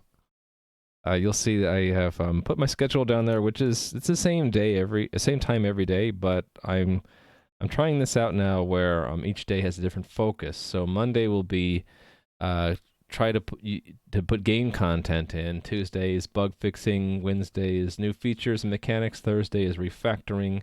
Friday is user interface and sound effects and graphics effects. So the difference between bug fixes and refactoring for me is bug fixes are not performance improvements or cleanup. It's more just things just don't work when they should. And refactoring is just cleaning up the code and improving the performance and that kind of thing. Although there's a bit of gray area between them. Tuesday might have some refactoring. Thursday might have some bug fixing. Character generation takes months. You don't really get to pick out the stats. That's true. It's more than months, right? It's like 20 years. It's ultra hardcore. Seen the battlefield, decided against joining that fight. It's not for everybody. Nightmare difficulty mode. Well, yeah. Pets are sort of a step towards kids, right? If you have your hands full with just pets, then yeah, kids might not be for you. Kids are like next level beyond pets. But you get a sense of what raising kids is a little bit when you have pets because they have needs. They're dependent on you. The schedule doesn't always match what you want. Hey there, Red Rampage Crumpet. How are you doing? Cats can be bad too. My cat is very demanding. He yells at me. He'll yell if I don't feed him. He'll yell if I don't go to bed at the right time for him. Yep. Doing well? Yeah, today is world building. So I have this default zone that I'm trying to depopulate. So eventually, like this is a one-way door that leads out of it. Once I get everyone out, I will destroy this default zone. And the experience starting in my game will be where you end up here in the Between the Worlds corridors. These doors all lead to different worlds. Slight spoiler there. And they're all going to be closed except for one. So you'll be wandering around here. What do? I guess I'll step through that doorway and poof, you'll end up in these sewers. You can't get back to the way between the worlds yet. So the only thing you can do here is navigate out of the sewers, which is to go this way and over here. And there's all these slime guys who are right now not hostile, but you can attack them if you have a weapon and they can kill you and you can fight them. But yeah, the only way out will be through this stairs up, which goes to Starter Town, and you can go back down into the sewers if you want. The Starter Town I just added, and we just painted it, and I haven't added anything yet. I'm working on this guy. He's going to be our first NPC in the town, and I think I'll have him inherit the role that Bill the Tiger had, which is if you ask him for a weapon, he'll give you one. But limited time only, because I think eventually he'll just be a guard that, all towns have guards. He'll just wander around randomly and keep the peace and all that. Is there a way to loop through all entities and just change everyone to have their spawn point to the new starter town? Yes. I'll probably do that with, I was thinking about having it, I guess I could just do it once, just yoink everyone out. But I could also have it where when you log in, it triggers a game system event, and the game system event could be if you're in a zone that we want to get rid of, that you would just teleport you to the way between the worlds. Is it now party-based? No, not yet. It's these are all independent contractors. Yeah, there's not much you can do here yet. We just painted the area. The brick is maybe I have to think about the graphics here. Oh, someone put a sword there. That must have been Toulouse's sword. I could drop some money. Aha, my money. Can't get it. I don't have a way to split stacks yet, so I can't actually like split this and drop some gold and not others. I do want people to exercise that mechanic in the game of looting.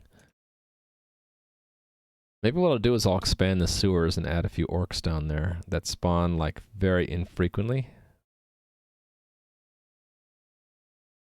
Think about it. I'm still working on this guy though. I had a dialogue, right? Build a tiger. Do I want to just change this? Get rid of build a tiger. Well, or make a new dialogue. Let's make a new one. So we're what's this guy's name? Bob? Guard starter town. Add.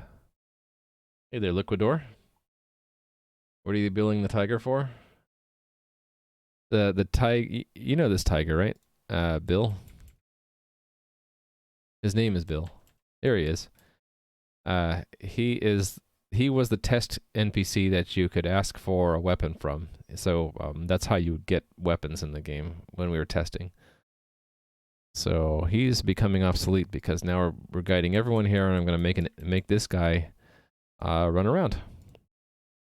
Actually, I can make him run around now by just giving him an NPC component. Let me copy it from Bill. Actually, let's build this correctly. Hey there, Spherus. How are you doing? Suggestions: show escape shortcut on cancel button. The cancel button after the... Okay. I will accept that suggestion. Sounds good to me.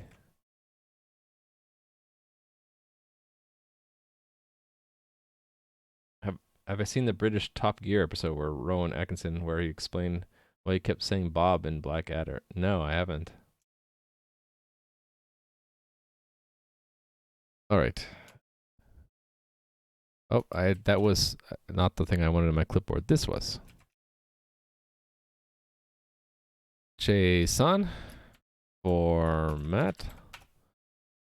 Attackable false, no aggro table. Okay, the cooldown's fine. What's the D for? Oh, dialogue. So we're making a dialogue, right? 14061. And does he need hit points? I don't think he does. I think it's all I need, right? So this is in the starter town. This guy. There. NPC. Add. And now he's moving around. So let's give him... Should I give him a name title? Or should it just be that you can talk to him? I think I'm going to not use nameplates. Whoa. What happened? Just hitting delete did something. That was weird. Why would delete cause the graphics to go away?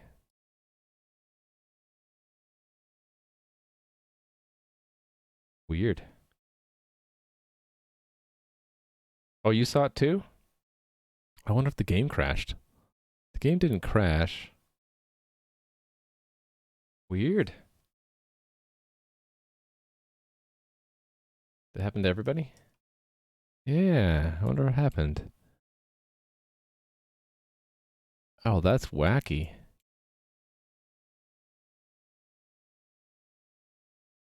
Huh. Well, just refresh and it should go away. I have no idea what happened there. Weird. Well, just in case there's something going wrong with the servers, let me create a snapshot so I can at least get this back. All that work, I don't want to lose it. Okay. I don't know. I have no idea why that happened. All I was doing at the time was editing Bob. I was in here and I typed something, and then it poof, something happened.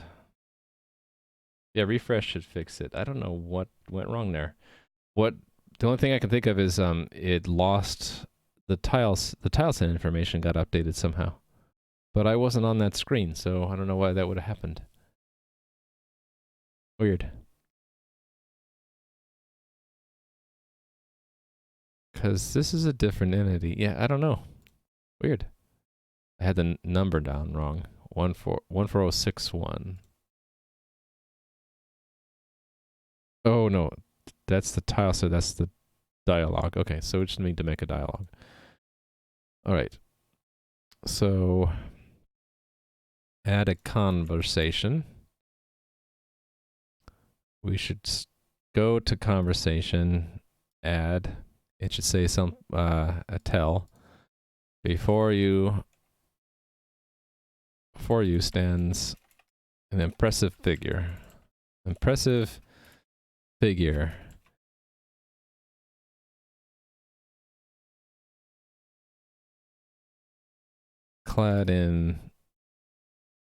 Clad from head to toe in polished armor.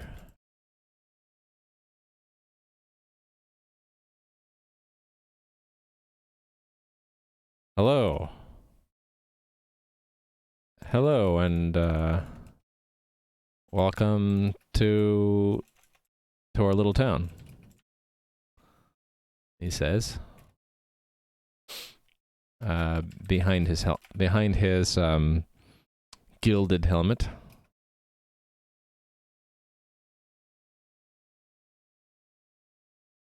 Here are the warnings you see when in that wireframe mode. Yeah, that's what I expected. There's something going wrong with the tile set. It's like the tile set got yoinked away. Like deleted or changed or something. Yep. Are we still seeing those messages now? I gotta be careful showing this. Hold on, let me pull it off screen. Yeah, I'm not seeing it now. I guess I can show this as long as I don't show my password on the network tab or the application. So we're not seeing it anymore right now. Well, thank you, Toulouse. I don't think I can learn anything from it unless people captured the network messages between client and server at the time. I'll wait and see if it happens again. It'll probably happen again, you know? It'll happen at the most inopportune moment. I guess I want him randomly wandering around town once he's ready. We just need to make sure he is ready. Let me I'm gonna go in there and talk to him to make sure he's ready. Yoink.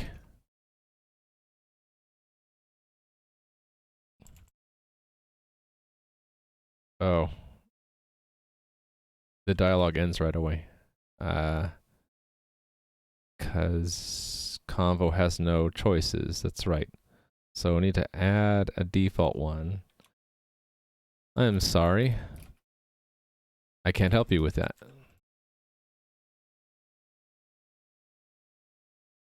Oh, that's not a requirement. That's a tell.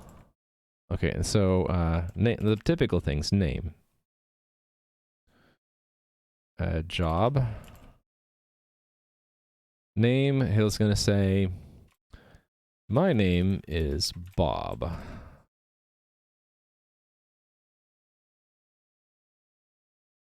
Job.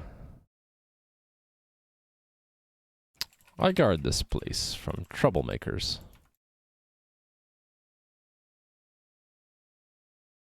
Why is it telling me that? I don't know why it was telling me that.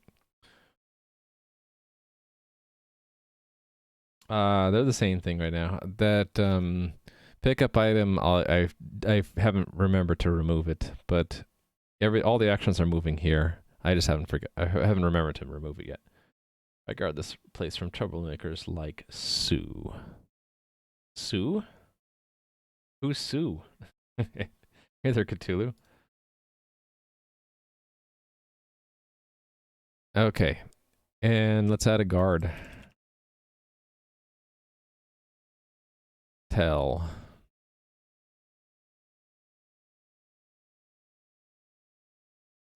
Occasionally, the slimes in the sewers.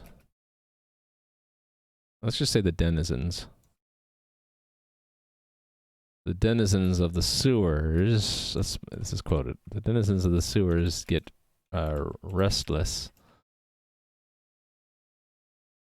And someone has to go down there and clear the place out.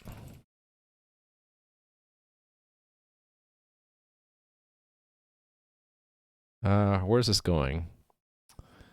Let's just have sewers be the keyword. So, sewers.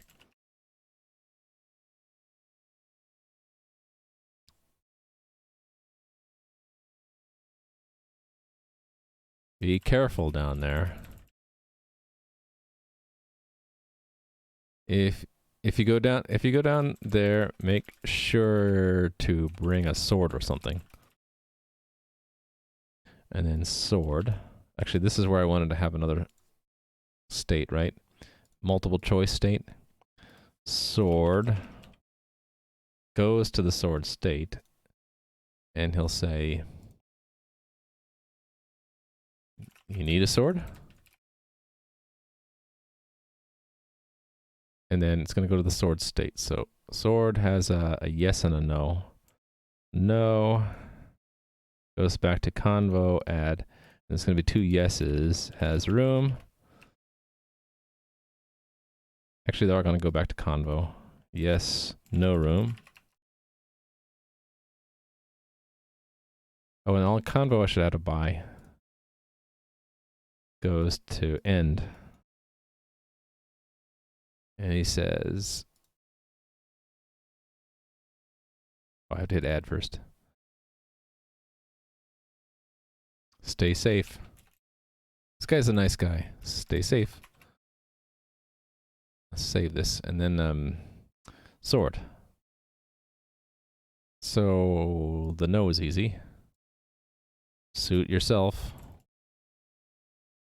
The yes has room is return has room player. And then, tell. Take this spare one. Take the spare one that I happen to have here. Script. Give sword player. Alright, and then no room should be return not has room player. Tell, it looks like you don't have anywhere to, you don't, looks like you don't have room. How do I want to say this? Look, it looks like you have your hands full at the moment. Save. Let's try this out. Why isn't the chat reflected in the game? Yeah, you have to be a VIP to show up in game. But I have some slots left. I think I do. Actually, I haven't checked in a while. Let me check to see how many slots I have free.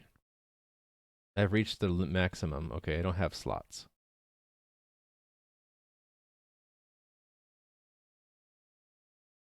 Scroll prop of tiles indicates... Oh, that makes things scroll like the water. So, if I turn off the scroll flag for the background, the water stops moving. Oh, you got it. So, Mr. Balrog, you have the last VIP slot. They don't cost me anything. I just hand them out to people that I recognize that are, return viewers. Why not, right? Yeah, so this scroll flag makes the tile scroll. So I could do really freaky things, like if I go to the tile set for the door and make it scroll. Now you have a scrolling door. Turn off the scrolling door, and we're back to normal. And you should have seen a flash for that entire tile set every time I make a change, because it has to unload and then reload the tile set. Yeah, so there are 2 styles of animation I have in the game right now, and actually, it occurs to me that I should have done this for the characters' avatars. Anyway, the monsters are easiest to see, so And you can have 2 tiles and it just goes between the 2, or you can have more and then it's just different. You can have the time adjusted for every frame, and then that's one style, and the other style is the scroll effect. So just like in the Ultima games, I plan to use the scroll effect for water, for lava, for other kinds of things that are like just showing background motion, continuous motion, like a force field, something like that. And then the individual tiles for like NPCs, monsters, that kind of thing. All right, let's continue working on this dialogue here. How come I can't move? Oh, I'm stuck in the dialogue. If I reload, I'll get out of it. Yeah, okay. Name. My name is Bob. Job. I guard this place and troublemakers. Guard. Occasionally denizens is sewers. Sewers. Be careful down there. If you go down there, make sure to bring a sword or something. Sword. You need a sword? No. Suit yourself. Sword. Yes. I do have my hands full. So let's drop the chicken. Say sword again. And why is he able to move around when I'm talking to him? Oh, I forgot to add the interact array. That's why. Yes. Okay, so I got an extra sword from him. He dropped that. I don't want to lose my chicken. Let's fix his interact. It doesn't have an interact array. Interact. Without an interact array, they don't freeze when you talk to them. Now he should freeze when I talk to him. Omnia Regna wrap. Bob job. Okay, I'm just making sure Bob doesn't move. Bob doesn't have a nameplate. I think that's fine. I think the only people that should have nameplates would be unique enemies, like bosses and characters. And maybe not even characters unless you enable it or something. Uh-oh. I forgot about that. NPC stepping on items, destroy them, and say stupid things. I should probably get rid of that. Let's put that in here as a bug. New issue. Remove, well, NPCs still destroy items when they move onto them. This was an old feature for testing that we no longer need. And let's label this a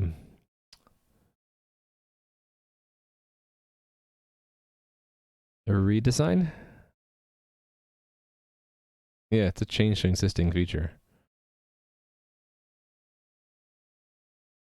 All right. I was gonna give someone that extra sword anyway. Anyway, I think he's ready enough. Actually, I didn't test to see what happens if I just say garbage to him. Buy works. Okay, so he's ready to go. The new and improved Bob, or Bill, who is now Bob. He is here. Now he is outside. And I'll just do the same thing to myself. Move me outside. So now you can get rearmed again. And with your weapon, you should be able to go back down in the sewers if you want. And go clear out the place. Maybe we'll make a quest or something. Like defeat 20 slimes or something. Oh, it killed me. At least you can respawn.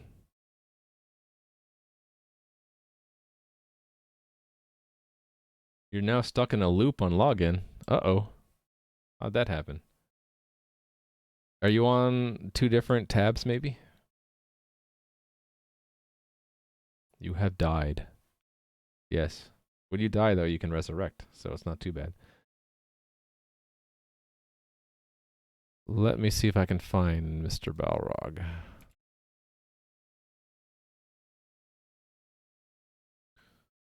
Oh, you're not Mr. Balrog in game. You're someone else.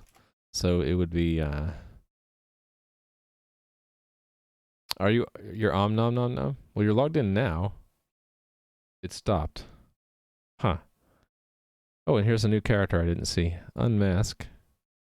My guess is that your browser was accessing from 2 different tabs for a while. Because that is a known issue. That if you try to play the game in two different tabs with the same login, the two instances of the app will both try to re-log in if they get kicked out, and the game will kick out one connection if a new one comes in with the same login. So it might hit one of those issues. Where was playing with scissors? Oh, out here. Ah, it's a one-way door. Oh, you're never coming back now. Let's follow his progress. He's between realms. Oh, he must have already moved into the sewers. Yep, there he goes. There's only one way out, my friend. So this is a nice zone I'll use later for testing obscurity. So when you first start out here, you won't be able to see beyond here because the walls will be in the way. And so you'll just have to explore out here, and out here it'll be really dark, and you'll have to figure out that you have to go around here, and then turn this corner. You'll see the way out. That's my intent. And then back into Starter Town. He should show up here. There he is. Where everyone is talking to Bob, apparently. Oh, we can't kill Bob, right? I didn't test that. Should say he's not attackable. You can't attack that target. Yes. Okay. And can we step on Bob? No, he blocks. Do we want him to block? He might get in the way of the dungeon. Let's make it so he does not block us. That's in the tile set I made for here, right? Yeah. Fixed. So now you can step on him. If he happens to stand in the doorway, it could be bad. That's what I was thinking, that he would stand over here and we wouldn't be able to get back to the sewers or to block new players, right? I do want to have certain monsters block you so that you're forced to deal with them. Maybe get a nurse to heal? Sure. In fact, I'm going to use that priest icon. Let's do that next. Add a new tile, which doesn't block, and then... See, these are all wrong, but that's okay. It's a bug we'll fix later. We'll make a priest here. And let me just start by taking Bob and duplicating him in here. So now there's two of them. And here's the one I want to change. So we'll put him on tile 2. Update. There's our priest, and then let's make a new dialogue. Actually, you know what I should do is just have a way to duplicate a dialogue. We're gonna what's the name gonna be? How about Pat? A healer. Starter Town. 14071, okay. So this hacking into the component is only temporary until I add more buttons to automate some of this stuff. So, okay, so let me just build up the dialogue here. Convo, add. This goes to Convo and says...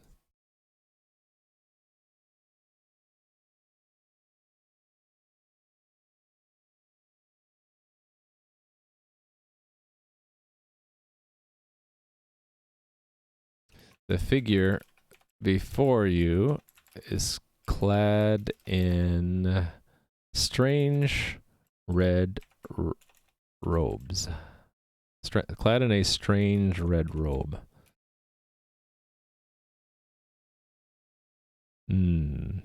What to say? Greetings, my friend. You look... Actually, I can make this dependent on if your health is low, right? Why don't I do that? Let's see... Let's have alternatives. I don't know if this will work.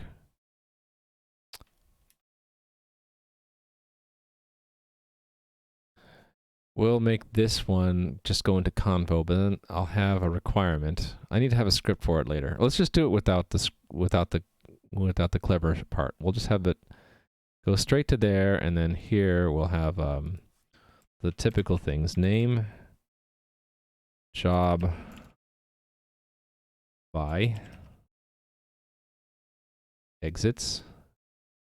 Bye. We'll say farewell. Name. What should we say? Let's say my name is not important. It'll be mysterious. We don't know it's Pat. But maybe later you'll find out his name is Pat, and you can say Pat, and he'll say, who told you my name? In fact, let's put that in there now.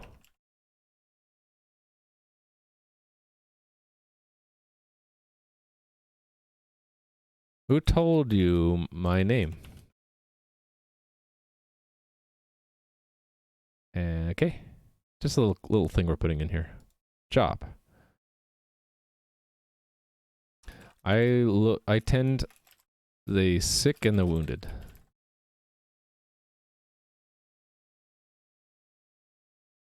And let's have that lead into another heal. Yes, add. So job will what do I have to tell here? Job leads to heal. Heal has a no, a yes. The no will be very well. Yes will be the healer lays hands on you, and suddenly you feel much better than a moment before. Script. I already have this. I think this should work. Heal player. I put that in there, right? That's used by the death script, the respawn script anyway. So that should work. Convo. I don't know. Let's give it a try. Save. So maybe put my character in there to test it first. Where am I? I'm right there. Joink. Name. My name is not important. Job. Oh, I forgot that. He should just ask, right?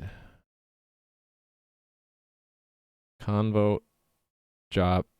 I tend the sick and the wounded. Do you require healing? Save. Okay.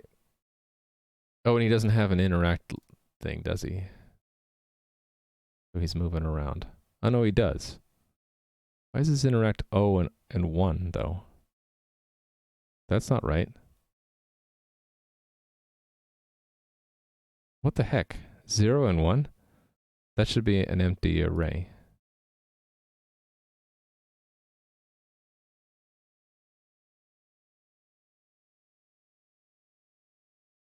Okay, yeah, that was... It thought it was an object and not an array. That's what happened, I think. Job. You require healing? Yes. Bye. Okay, good. Alright, I missed some chat.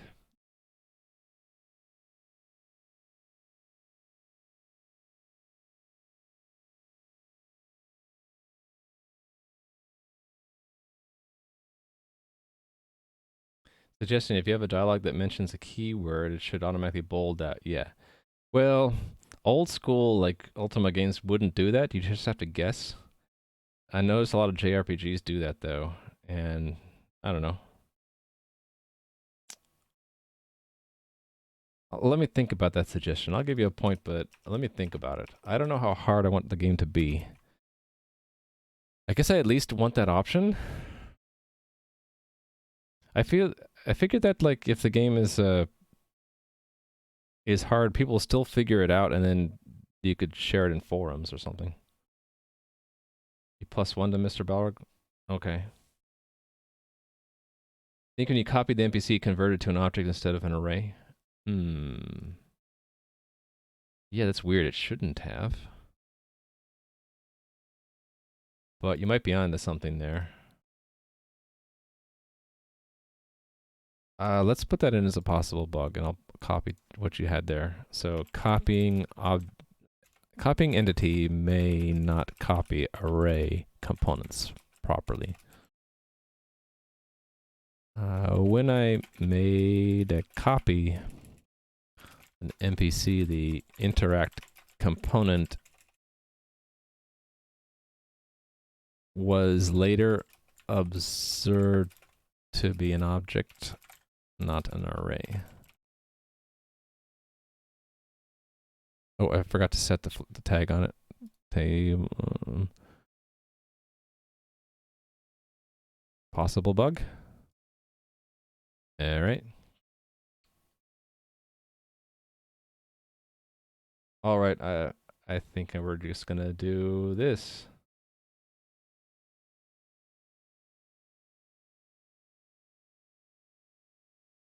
Might want to also say that interact component had values in the NPC while copying. Not sure if it matters. I know. I'm sorry playing with Skizzers. I just didn't have any patience for that right now.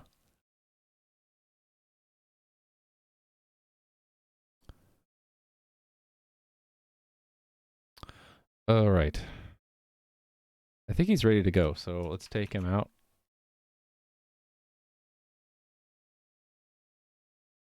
And I'll take me out of this room here.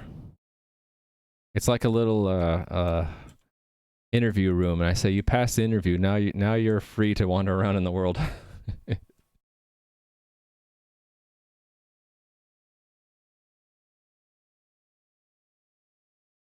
Okay, he damaged me, so I can go test this again. Oh, there he is. He's standing there. He's under Toulouse's name tag. You just have to say job. You want healing? Yes. Thank you.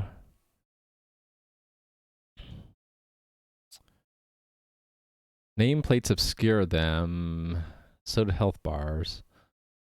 Anyway, yeah, you should be able to talk. Yep, there you go. Wow, you both healed yourselves like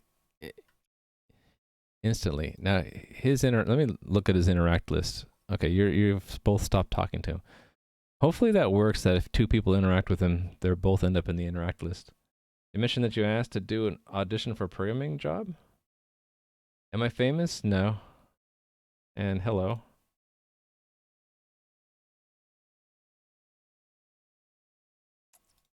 I'll just say hi. Why do you ask if I'm famous? I'm not. At least I don't think I am. Press 1 immediately, assuming it was the yes first. Oh. It is going to be alphabetically sorted, so no will always be first. Actually, I guess I can change that with the key order. Let me see about that. Okay, we'll go talk to him again. He's standing here. Job. Right. If I order the keys different, I think I can change the order. Make sure I can do that. So if I go here for heal and change the key, if I want yes to show up first, what if I do 1 yes, 2 no? Save. Job. There we go. So I can put yes first if I want, just by changing the key order. No, don't require healing. Very well. That was one of the intents of having the key be not the same as the choice that shows up. The other reason was back for here, if you don't have room in your inventory, he does a different thing, right? If you say yes and you have room, he gives you a sword. If you don't have room, he just says, looks like you have your hands full at the moment. Do you answer personal questions? Some of them, not a whole lot. Like people will sometimes ask me about my experience in programming, which is not that personal, I guess.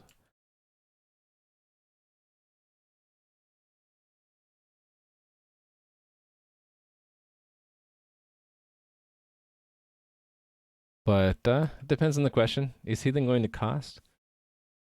I don't know. Maybe in the starter town, no. Oh, sure. You can ask and I can politely decline or answer. Yeah, depends on the question. Go ahead and ask.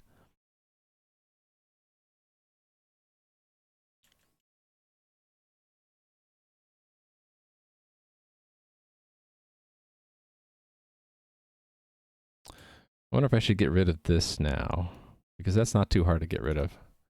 Technically, it's not it's not game content, it's fixing a bug. But maybe I can stretch it a little bit, right? That's really just removing a line here.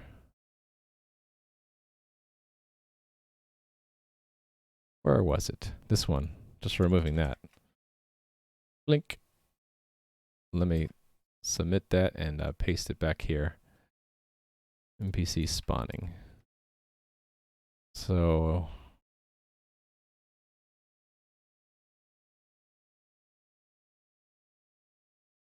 oh, yeah. Well, I can answer that. So I was working at a large company for a long time. So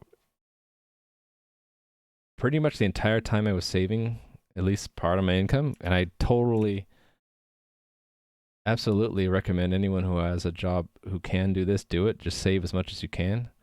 So uh I'm pretty okay at the moment, so I don't need to have what I'm working on generate an income for a while, but I do want to eventually make a living and not have to drain my savings, so I'm okay for a while. I won't say, go into details, but I'm not in a dire situation like some other game devs on Twitch are who are can't pay the bills and have to stop streaming. I know a couple of those already who have had to stop streaming because they're not making enough money to live and they have to go get a job. I'm not in that situation. I guess I would be in like a few years though. So got to figure something else.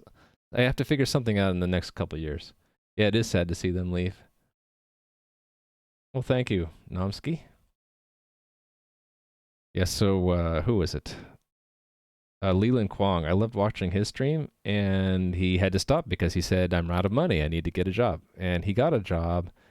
I think he's in the process of moving to go work there, and he is hoping to get back into streaming in his spare time. But yeah, it kind of sucks. Okay, so we have two NPCs walking around in the game. Oh, Leland Kwong. I guess I can shout out him. Even though you probably won't see his stream. See if I got the name right. Yes. So you might not see him stream for a while. He's trying to get a job. Or he's starting a new job. For a while, it took him like a couple months to find something too. And he really doesn't, it's not like a job that he's really into. It's more like something to pay the bills. But if when he does stream, you can ask him about it. He also's got his own Discord and all that, so you could chat with him and see. Tim says, if I can ask a follow-up, we don't have to dive into it. But you're in the saving mode still. How much did you save up before jumping full-time indie? I saved the entire time, and I saved the maximum I could. So if you had a job and they offer 401k, you should definitely take that up. And if they give you a stock purchase thing, you should take that as well. What I would do is they had the stock purchase thing, and I would put it in and cash it out immediately, so that it's like a guaranteed 15%. So I'm like, why not do that? And then yeah, max out the 401k. And the long rate, the length of the length of the runway depends on the expenses. So I have 3 kids. So it depends on the colleges they pick, and what happens health wise to my family. So and comfort levels too. So I really don't know the exact length of the runway, but we're okay for a while. How much an account before pulling the trigger? I didn't have a choice on when to pull the trigger. I was laid off from my last job. I'm pretty sure, reflecting on this in the last year, I was being paid too much and was too old. So, it's age is a protected class as far as discrimination, but I feel strongly that I was discriminated against based off of my age and my salary. So, yeah. Which is kind of scary if you think, like, if I'm going to try to get another job, I'll probably run into that same problem. But I'm not alone. A lot of classes are discriminated against, right? People are discriminated against all the time. Companies will get away with it as much as they can, unless you can catch them. So yeah, I just have to be prepared for that. I'm older. Likelihood of getting a job is less, so I really have to compensate for that by practicing at different things in technology to keep my resume up to date and keep my skills up to date and that kind of thing. But it wasn't just me. They laid off a lot of people. Yeah, things are okay for me right now. Yeah, family and kids makes it tougher. If it was just me, then I'd be able to calculate exactly how long my runway was because I'd have a fixed income or fixed expenses. But my expenses are nowhere near fixed right now. They fluctuate. Oh, we saw that bug happen again. Can can I log the time? There was a way to log that, right? What was it? Do you remember playing with Skizzers what the command was to log the time? Okay, I'll just write it down. 12:39:10. Game graphics glitch at 12:39:10, roughly speaking. Flash marker. Can only be used on the Twitch website. Interesting. Okay. I'll do it myself in the Twitch thing. I added a marker. Nice. All right. Too bad it didn't early Bitcoin adopter. Yeah, I know. I actually we back when was it in the 90s at some point we were laughing about like this Bitcoin thing, how stupid it was. But if we had just like bought a few, it'd be like really rich now. Oh, did you catch what happened? Yeah, that's the side effect, but that's not the actual cause. Is the texture frame missing? These this is a side effect. We want to see the actual bug. Well, I really need to be I need to be watching for the network traffic that happens at that point. I'm wondering if there are two entity references, one of them to the tile set and one to something else. Because that would trigger it, right? And that's specifically uh-oh, how come I can't log in now? The game crash? Uh-oh. Game crashed? See what's going on. Wow. I can't even log into the server at all.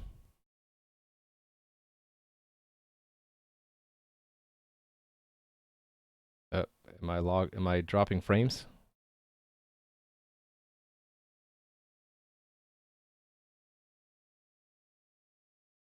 I can see my own chat. I'm not doesn't seem to be losing frames. Is the F for the game or is it for my stream? Still here? Well, what happened to the server?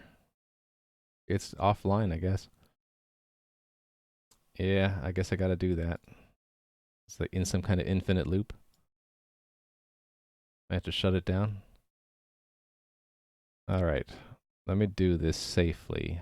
Hold on a second. Let me go into hacking the Gibson mode. How do I do that? Hide the screen, right? There we go. Hacking the Gibson mode. I just didn't remember which screen that would show up on. Put it back on, I guess, now. All right. Okay, I gotta, hold on.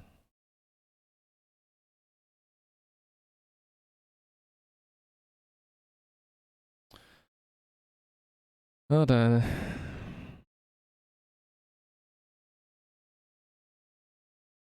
Doing the multi-factor authentication like everyone should do.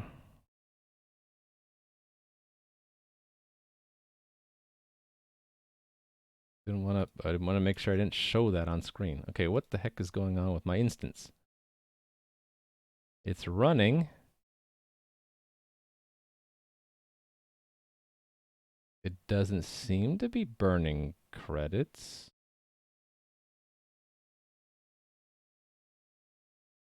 Weird.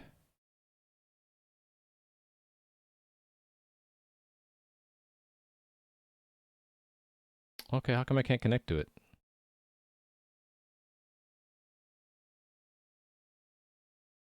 Oh, wrong thing. Close. Open that. Yeah, I can't connect to it. Well, shoot, what do I do then? Just hard bounce it, maybe?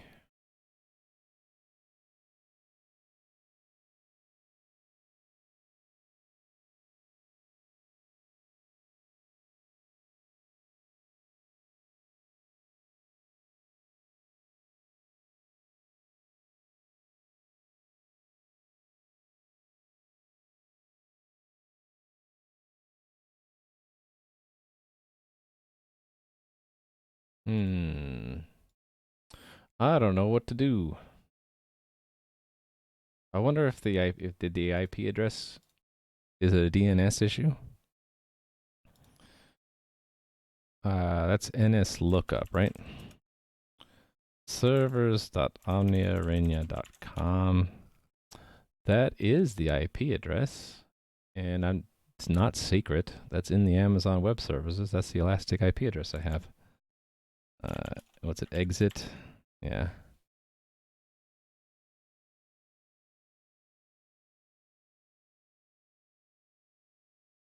It's not burning credits right now. It's still the game is still running. It's just that we don't have access to it right now for some reason.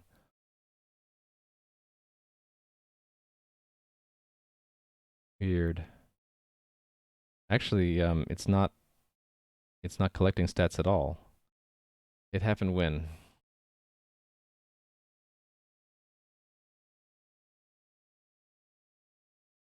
Yeah. When you get locked out of your own web server. I wonder if something's wrong with the AWS because the metrics aren't being collected either. Is the firewall causing issues? Well, I mean, I guess that's what I can do. Reboot the VPS. Yeah. Okay, so let me try that. And that is what button? Actions, instance state, reboot. There we go, rebooting.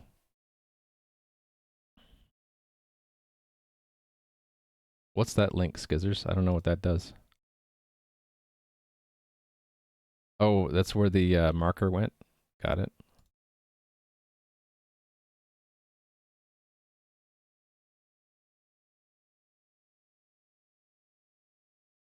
Oh, Crumpet, I'm still streaming. Are you having trouble with your internet? Maybe it's an internet problem. Could it be an internet-wide issue?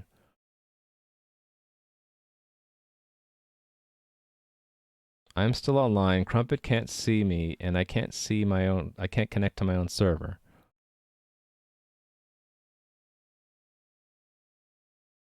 I'm here. Some people can see me, and some can't. Okay, yeah, maybe it's something going on the internet. Who knows?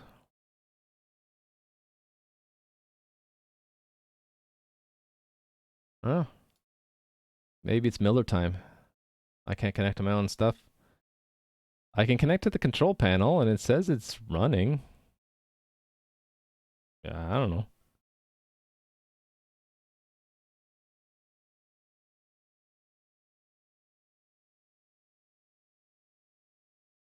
What do I mean with see me? Twitch is fine? Well, Twitch is fine for you, but other people can't. Or are you talking about the game? I can't connect to the game. I'm rebooting the instance and I still can't connect in. So I don't know what's going on. The game isn't set to even run um, from boot up, so I don't know. I just can't connect to AWS now. One of your project scenes down too, so maybe it's an AWS thing. I use Cloudflare too. Well, actually, that's another thing I haven't tried. Can I still connect to? Yeah, so it's able to load from CloudFront, but it just can't. I can't connect to my EC2 instance now. So there's a problem with my connectivity to my EC2 instance, apparently.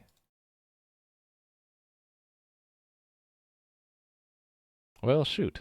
That kind of makes it hard to work on the content of my game if I can't get to my own instance. Your instance is down too, so it's just an AWS problem? What do you mean by DO? Is it also on AWS EC2? DigitalOcean, okay. Well, that's different though, right? Ah, maybe I got into the stream early. And what do I do? Just actually, like, I guess I can search AWS EC2 Twitter. Let's see if they're reporting any issues. Tweets. Not reporting anything right now, but I don't know if I'm on the right Twitter account. Reports nothing.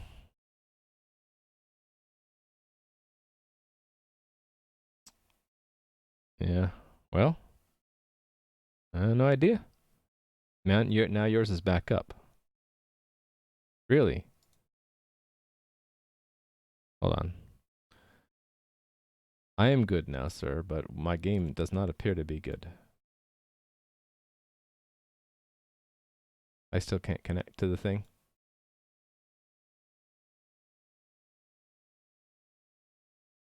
Well, I rebooted the server, so we won't be able to connect, but I can't even get a shell to it right now.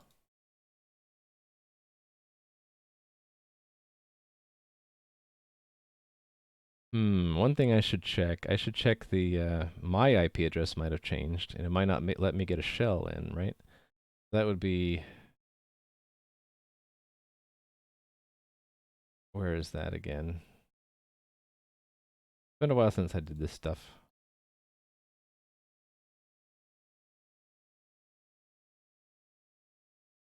Networking, security group. Okay, I gotta go to the security groups. I forgot where that is. Security groups. Right, looking at my security group, inbound, SSH. So I just need to make sure my IP address hasn't changed.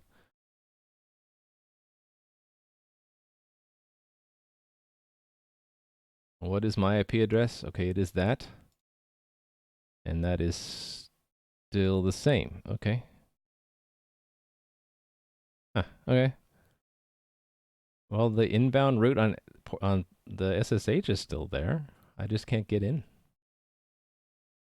Weird.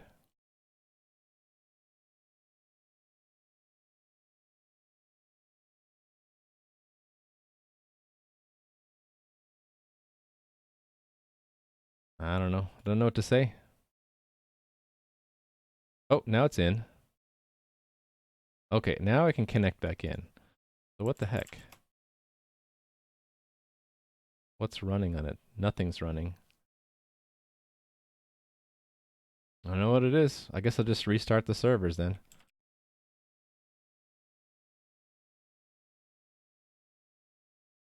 Finding it in my command history.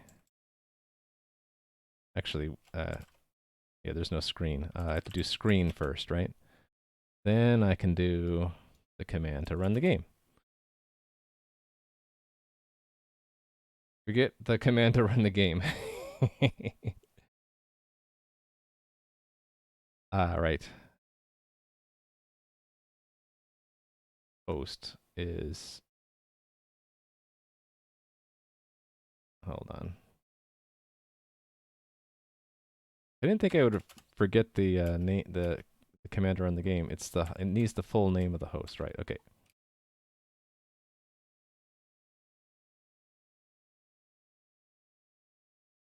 Uh,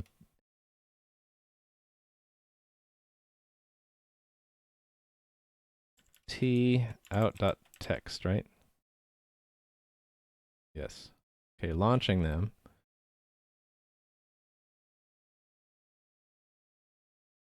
Connecting.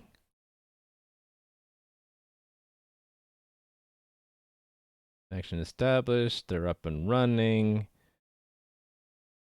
Okay, we have a snapshot install. A new. Okay, they can't. Interesting. We have election timeouts happening left and right. Which one is getting leadership? Server 1. Oh, did they catch up? Okay, and people are able to log in. I see some people logging in now. There we go. Back in. I'm logged in, apparently. Yep. Weird. Okay, so what did I miss from the chat? Can you boot a temporary new instance to see if you can access it? I didn't need to do that, but that's a good idea. It would have taken me time to learn how to do that. That's the problem. I'm not that great knowing how to set up new instances. Can you hardware reboot? I could have, but actually no, that's what I did, Liquidor. That's exactly what I did. I did a hardware reboot, but it wasn't enough. I still couldn't access it. Your internet went down for. I'm gonna guess it's some kind of internet problem that I didn't have to reboot my instance. I could have just waited, and your bot got connected. Well, thank you, Spheris. So internet issues aside, you know, I'm happy with it.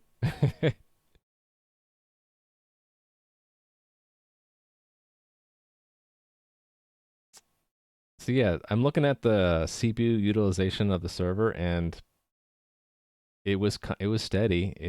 It didn't. I'm at almost at the 10% threshold though. I'm guessing that's because there's still a lot of stuff in the old zone. I wonder if I could just remove it all and then teleport everyone out of there, and then delete that old zone. It could just be that everyone is playing right now though.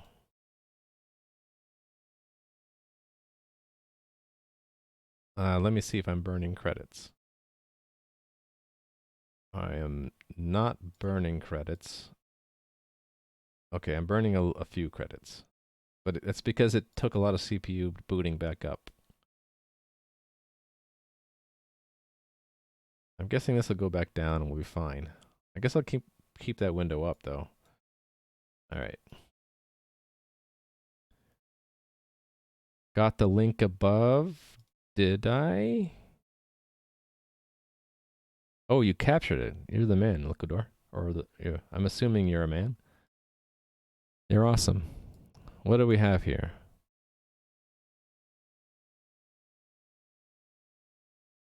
Oh yeah, tile sets. Look at that. We had it's transmitted all the tile sets again for some reason. Why would it do that?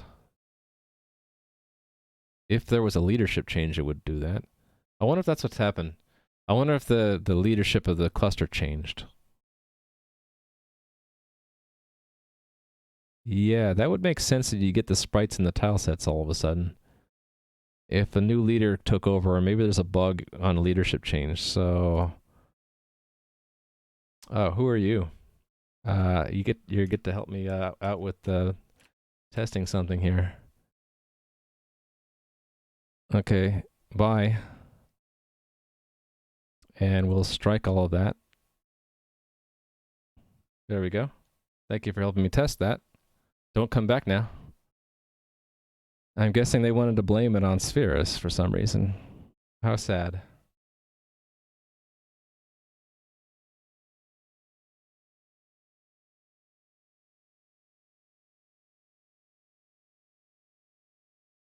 Well, I have your IP address, so please don't come back. I'll have to do an IP ban.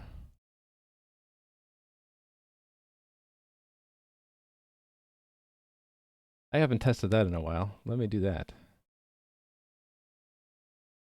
Hold on. I should do this off screen, shouldn't I? Let me pull this off screen. Let me make sure I can do this, huh? Oh, you're back. Okay. Well, just testing my reaction times. All right, let's see. Let's find out who you are.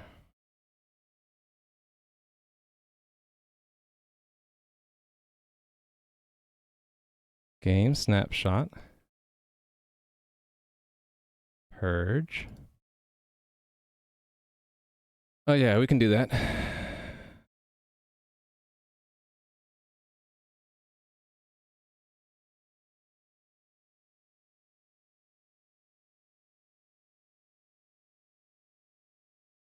I know I can't connect anymore. And the game's offline. Well, poop.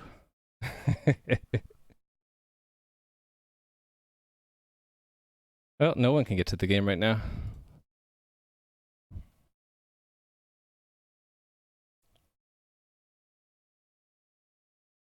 Yeah, I can't. My network connection to the server just went down again. I don't think it's a server bug in that check mark, Liquidor. I think I lost access to my server again.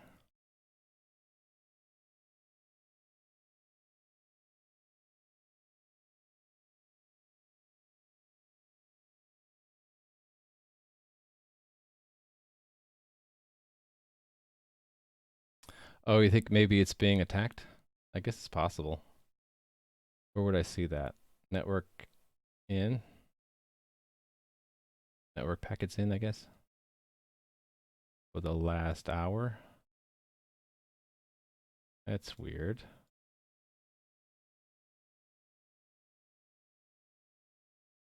Huh, I can't even see any data there. Why am I not seeing any data unless I zoom in to 15 minutes?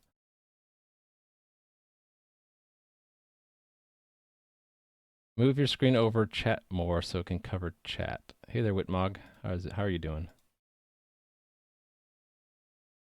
Oh, yeah, well, there, I'll fix it that way.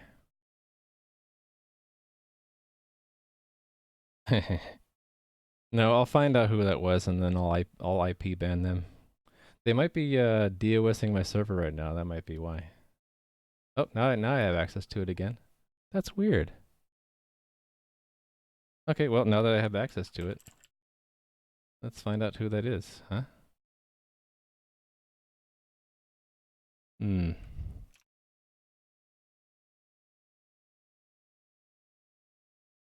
Let's make sure that new accounts are not permitted for right now. And okay, they're not permitted. Snapshot. And let's see. All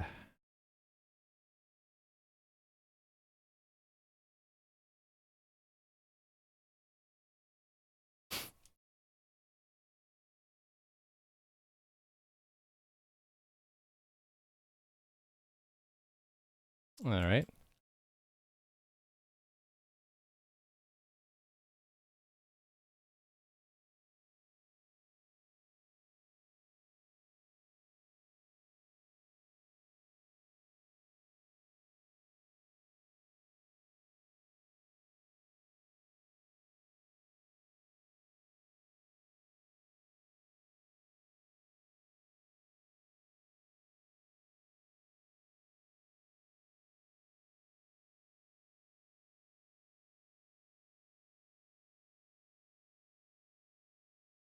Okay.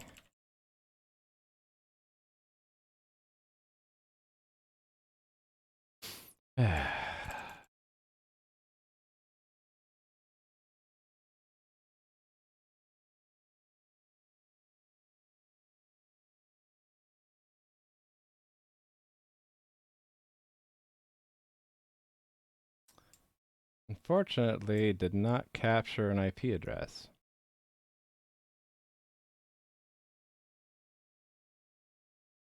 Should probably add that as a feature, right?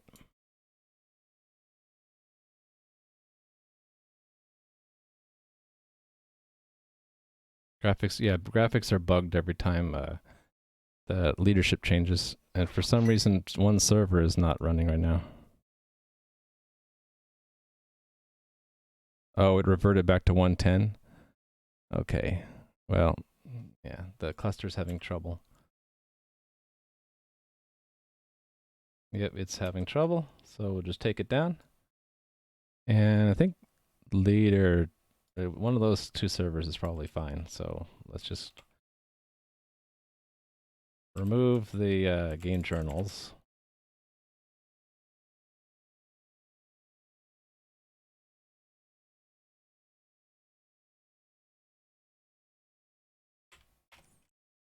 Thank you for the follow, by the way. Sorry, this is sort of a stressful moment for me.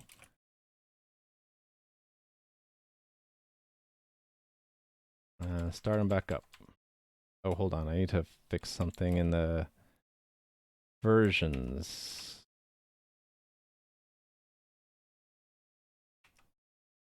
The last one's marked bad. Wonder why it ran 110.0.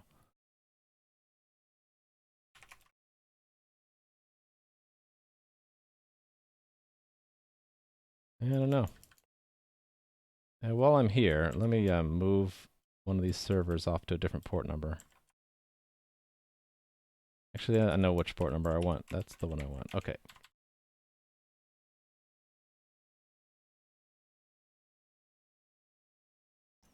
It could be a DDoS. That's kind of sad. It's not like there's anything um, valuable, and it's only wasting our time.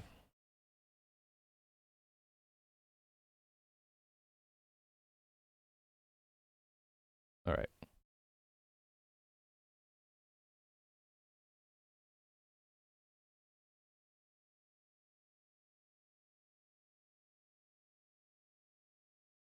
Well, actually, if it was, I would see a bunch of bans popping up, I think. I don't see that happening right now. Link up, yep.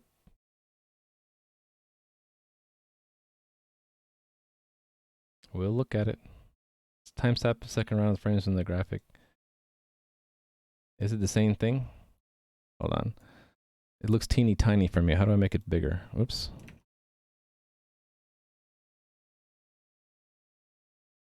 Yeah, it's, I think I know what it is.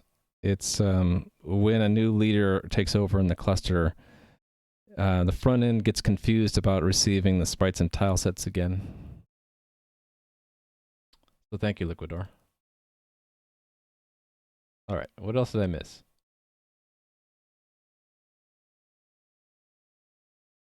The project you worked on a long time ago had these things in as problems happened. Yeah, so I sort of anticipated some of this, but there's one thing that I now regret. I was not able to capture the IP address of that attacker. Unless I have it in a journal. Actually, I can do a grep to find that. Let me do that. Grep.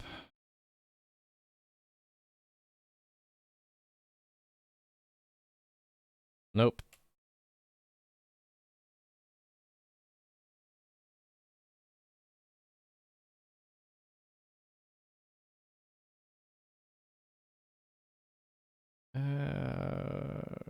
Oh, I misspelled the name. Okay.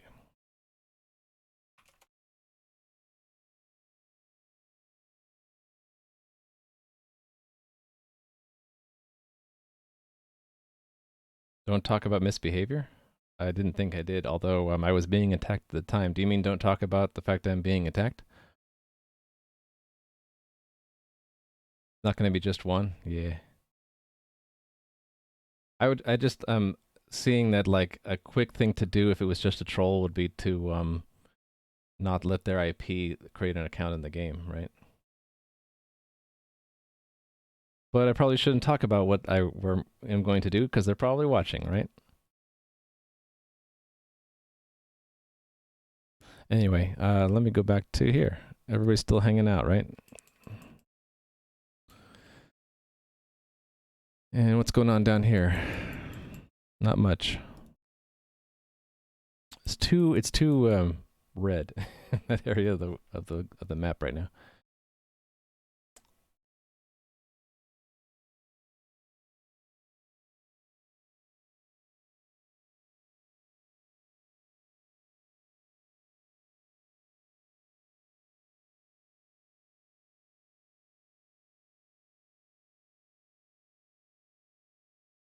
Huh.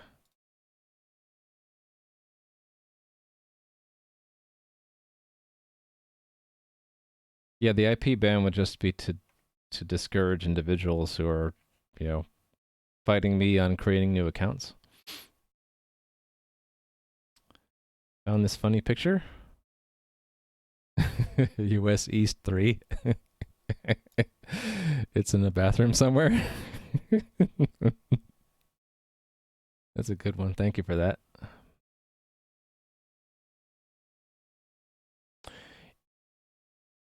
Does that mean when there are only two servers, it continues to swap? No, it shouldn't. I saw another problem there when they're starting to time out. They aren't able to. The timeout. I haven't configured the timeouts right. I also think it's because the server was under a lot of stress, so it's not very resilient right now, apparently. I think what's happening is when it's under stress, they're not able to stay leader very long because the other follower doesn't get enough messages quickly and then it times out again. Actually, because it was a little bit too fragile, let me back off the timeouts a little bit. So download that configuration.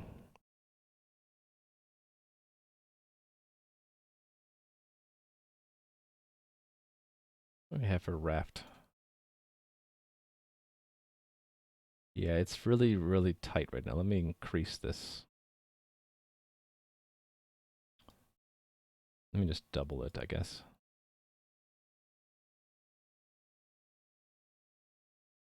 Timeout is too... we'll just double it.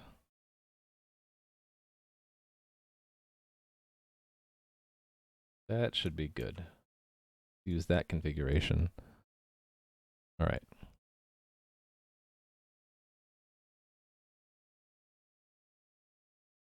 That's probably a good idea, Liquidor, huh?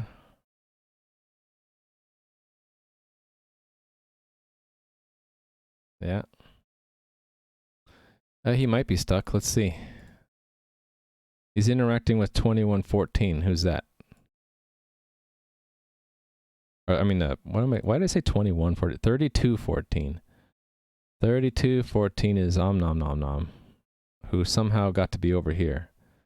So let's clear that out so he can move again. Probably in the confusion of the servers going up and down, it got out of sync. Does the guard have the same problem? Where is Bill? He's not wandering the dungeon, is he? No, he's over here. He's not stuck.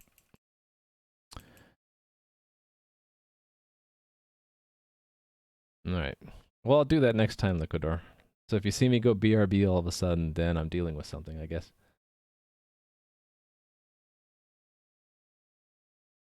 Okay, back down to normal for now.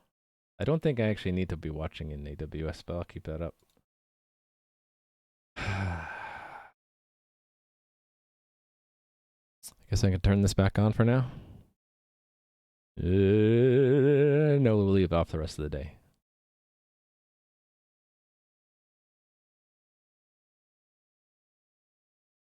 I wonder if that means I should, like...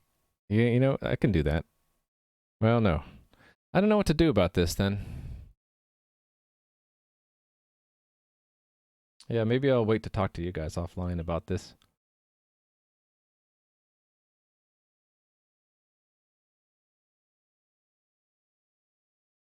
Yeah. Maybe I need to take that course too, playing with Skizzers. Alright. How are we doing on time? Almost 3 hours. I need to take a break, so I will be back for in a few minutes to continue thinking about what I'm going to do there. I'll be right back.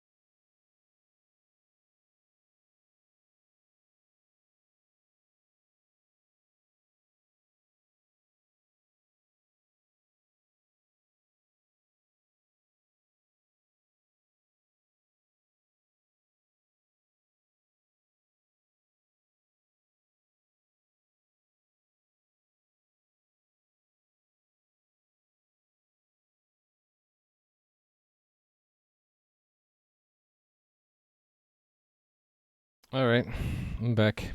Don't know if I really want to keep streaming, though. Because... yeah. I don't know.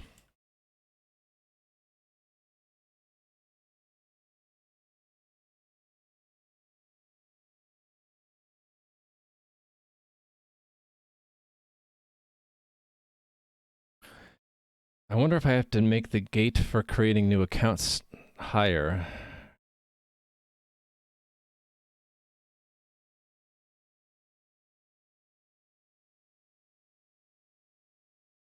I could do something where they can't chat. They can create a new account, but they can't chat. That was already in there, actually. Right?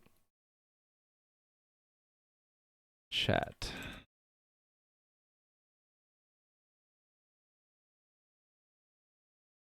Someone recommended I do this. Well, what would the cookie do, though? It would just be a random number, right? You mean like if they connected in again, that I would recognize it's them again and not let them back in, but they'd figure out that pretty quick, right? 42 bugs so far. 38. Yeah, there we go. Thank you. So it was Clayman and develop it separately. Yeah, exactly. This is exactly what happened, right?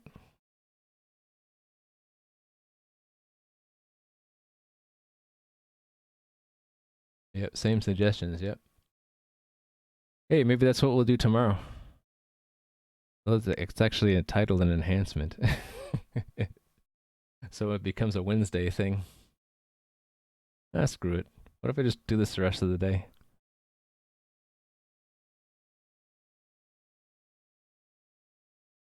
How hard would it be to do this?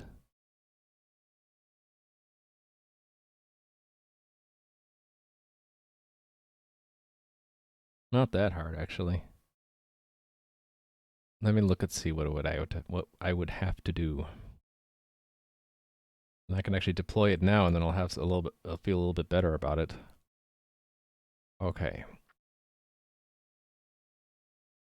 Yeah, exactly. I'm trying not to let it beat me down. It's just that I have to go against the plan of that I only work on game content today. This is technically a new enhancement to the server to prevent chat for masked players, right? I guess I'm going to say I have a rule for myself that I can decide at any point to overrule the schedule if something important comes up. There we go. I'm the king and I can do that, right? Better to deal with people like that right now than when your game has been launched. Exactly. Yeah, I'm glad it happens now and not later. They're actually helping me in a way. Oh, thank you, Lazy Guru. Thank you for the support. I appreciate it. What about a chat timeout? Like you can't chat for 3 seconds after sending a message? There is. Don't I have that in there? I think I actually already have that in there. Let me look. Like a chat cooldown, and we can make it cool. Well, I'd prefer them not to send anything at all at first. Yeah, exactly. Improvise, adapt, overcome. Didn't I have a timeout for there's a request? No, that's not it. No, maybe I don't.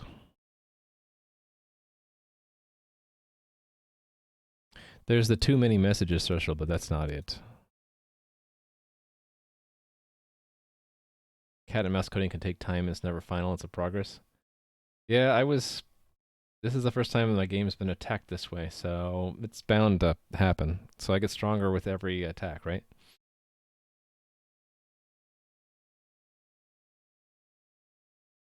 Yeah, I mean,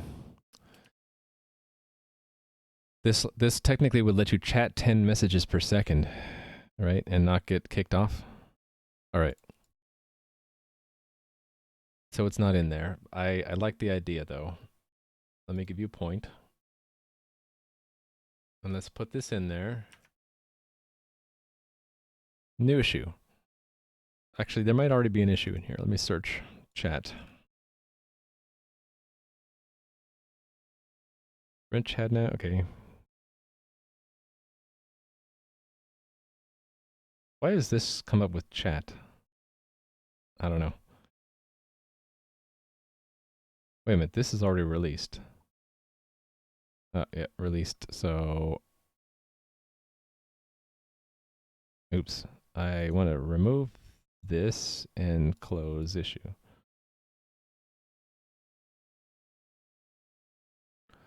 And it cleared my filter. Wonderful. Chat. Actually, I should just look at all of these. These should all be closed. Oh, there's only one more? Okay.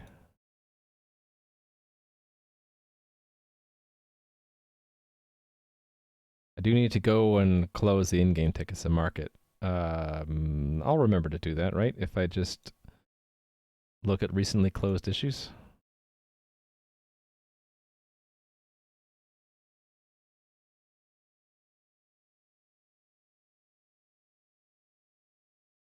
More than better off with community-based moderation. Yeah, that's... We'll get there. Part of the process. What is this no feedback for chat commands? Oh, I remember. For commands, yes. Okay, this is the one I'm going to do now. That's high priority. 38. Yep, I don't have anything for cooldown, so in-game chat cooldown. Limit the frequency of player chat messages.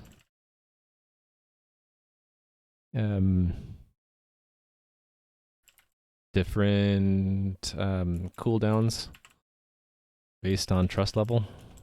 Something like that. Labels, enhancement, submit. Okay. Just didn't want to forget it. I'm trying to get into this habit of putting everything in there.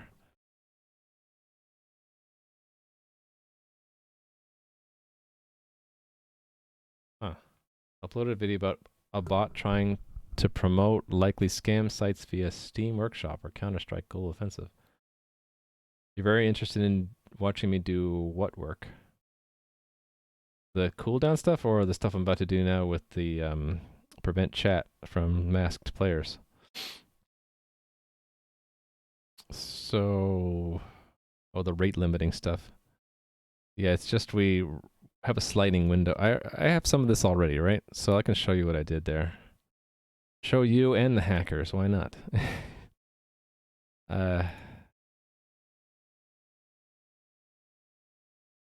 It's in here somewheres. Keybinds probably Liquidor, but I don't have them programmable yet. Their prevent chat from masked players is a resident sleeper. Okay, but I really need that right now. The rate limit, maybe we'll do that after I get this one first done. The threshold that's in there now is actually it comes in earlier than that. Coordinator impl. I think on WebSocket. How come I'm not getting autocomplete to work? What the heck? That was weird. Oh, it's not even in this file. Really?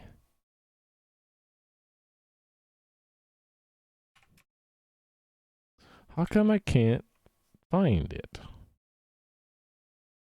It would be here.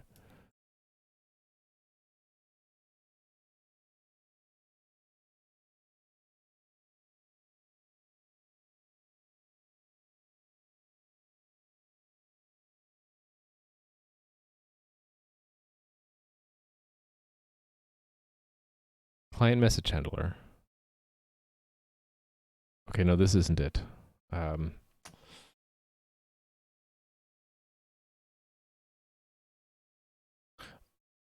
Oh, it comes in here. That's right. On web.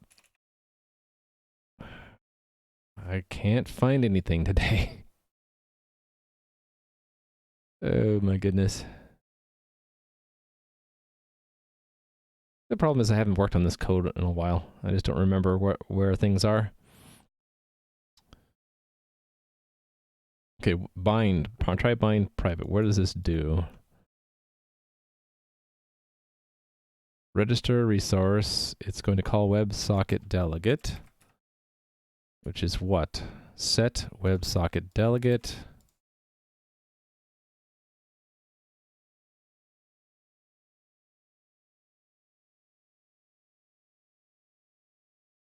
Weight the reports based on player's activity and age. Downvote submissions. Are we talking about the bot that you saw the video do?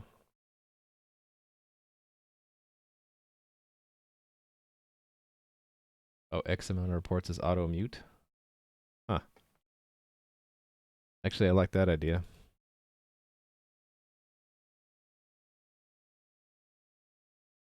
New issue. Auto mute player after certain number of player reports. Maybe like, I don't know, certain. They have to be different players, I think, right?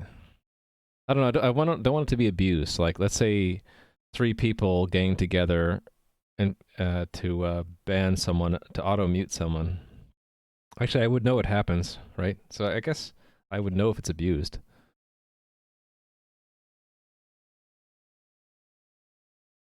Okay, so we're gonna put, that's the context of it. So actually, that's all I need. Labels,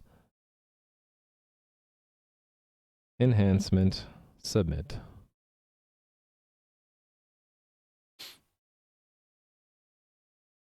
Just like the Counter-Strike voting system, every time your report turned out to be correct, do you get a hidden score for further reports? Huh. I like that. Add that to the one we just added.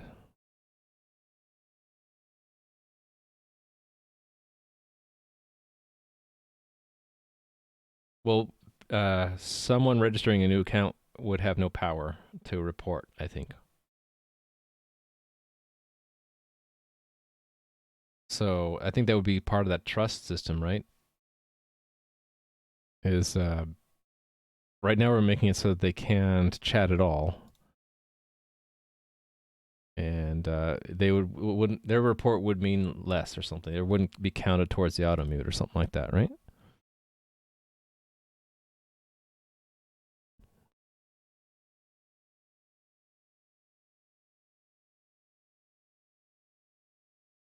Oh, okay, yeah, it's handled here.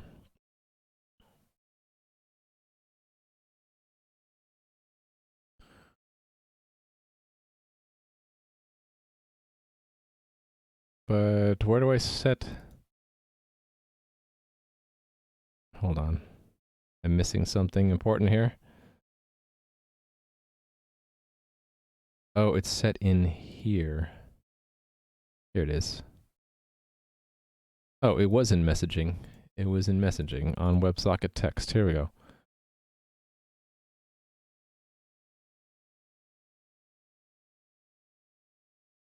It's this check message frequency, playing with skizzers.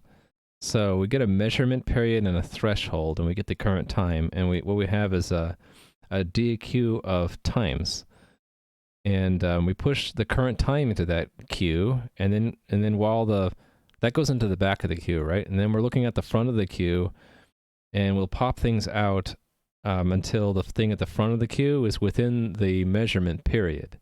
And then we just take the number of things in the queue and divide it by the period, and that gives us the average number of requests over that period. And if it's over that threshold, they get banned for 60 seconds or whatever. This WebGate ban is like a 60-second or 30-second ban or something like that, just to back them off, right? And then we'll also record that they were hung up for exceeding that threshold. So I've been using this simple algorithm for different things like that. Like it'll allow you a temporary burst, but if you keep consistent burst over the whole measurement period and you extend over the average, then you get kicked. So that's over all messages. And then the one I care about now is chat. Yeah, so that's in messaging. So back to messaging I go. Let's pin it. Okay, so chat, check. I think what I want to do is just see if... Okay, we already have this thing, allow chat when no admin present. I can also just check if they are masked and just not allow it. So let's make a unit test for this. Messaging.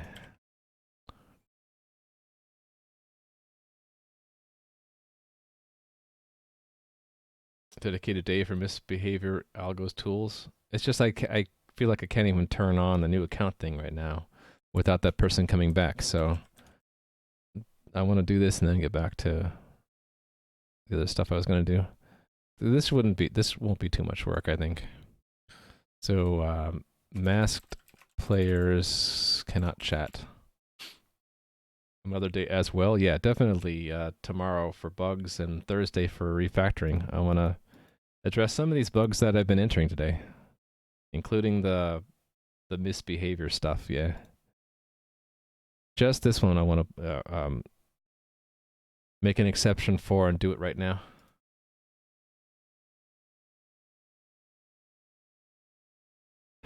Okay. Why do I do that? Oh, that's to not have a limit on it. Okay. Right, now here I purposefully turned it off. Let's purposefully turn it on now. Now log in. Actually, they don't need an admin connection. Chat, source, test user ID. Okay, this is wrong. It shouldn't even get in here. It should be, let's put a bookmark. Let me search for chat. Here. Actually, this is exactly what I want, because I want it to send a chat and then assert that nothing was added to the journal, since they're masked. That's what I want.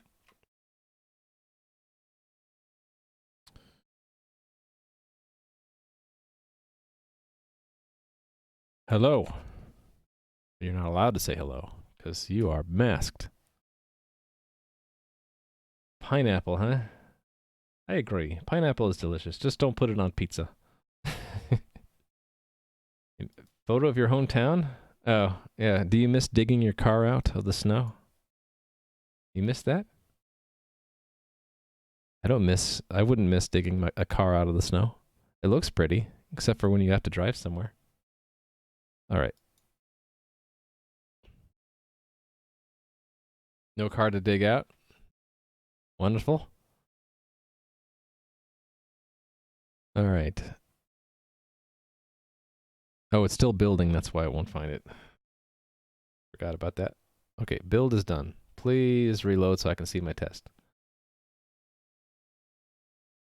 Yeah, not go anywhere. Just walk or something.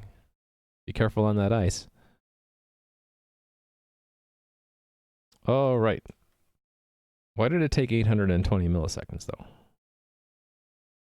Oh, that time it only took 123. Why is it taking 100 milliseconds to run anyway? I wonder if it's this login that takes 100 milliseconds because it does the password hash, probably. All right, so that's the test now for the code.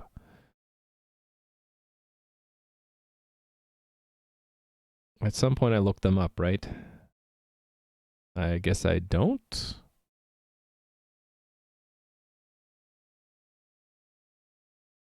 Huh. Okay. Inside here I do. Maybe. Weird. Okay. Maybe not. All right, we'll just add it. So I have to do const auto player is impl profile players get client dot player ID. If, well, two things. If player dot ID is 0 or player dot is masked, then return false. Perfect. Is logging running on the same thread? Logging in for the test? No. Well, it's not counted in the timing, I don't think. I think it's just taking a long time to run that test because this login ends up doing a check on the password. I think it's in here. It'll end up sending a password that has to be hashed by the server, and it takes the server a little bit of time to do that. Why am I checking for it twice? Probably because I'm stupid. Let's see. Well, it could be that you're not logged in, and it could be that by the time it processes, or by the time it gets here, we don't know who you are anymore because you've logged out. Is that possible, actually? It's that your account might have been destroyed, might have been deleted right at this point, or right before we get to this point. So I just do a double check. So this is that the client is not logged in, and this is that the player doesn't exist anymore. I probably don't need to do that. I do need to do that, because you could just send this message chat without being logged in otherwise. And we retaliate by just dropping the connection, and then if you keep trying to do that, you'll get IP banned for a minute, and et cetera, et cetera. Okay. I think I want to just display this now. Actually, I want to test this now, don't I?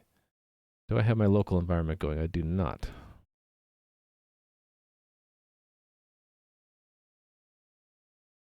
It is running, and that gold is still sitting there, isn't it? So snapshot and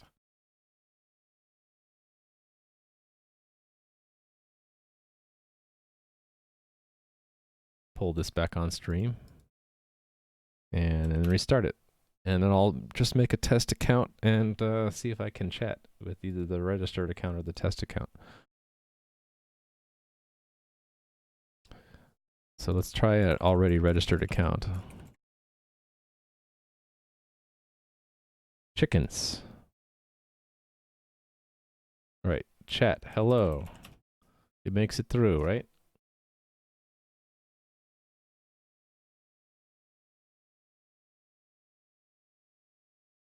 Okay, and then not registered, a new account. Actually, do I have any test accounts already masked?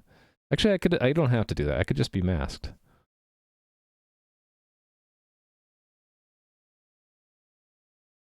Hi, and then mask. Hello. Doesn't get through. Hello. This should also show up that it's masked. I wonder if I should just disable chat in the front end then. Or remove the button? That's easy to do, actually. Player. Player console. Sort of a weird name now that I think about it. I should just call it front end. Do both, yeah. Okay. That's in input activities, right? Input actions. Yeah, here. So this should say is masked. And I don't remember where it is, so let me look at this.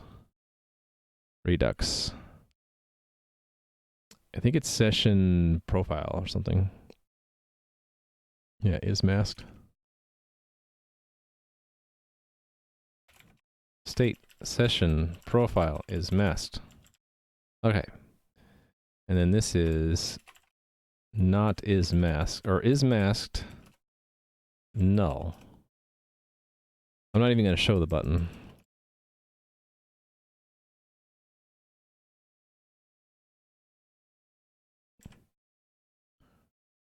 Like that.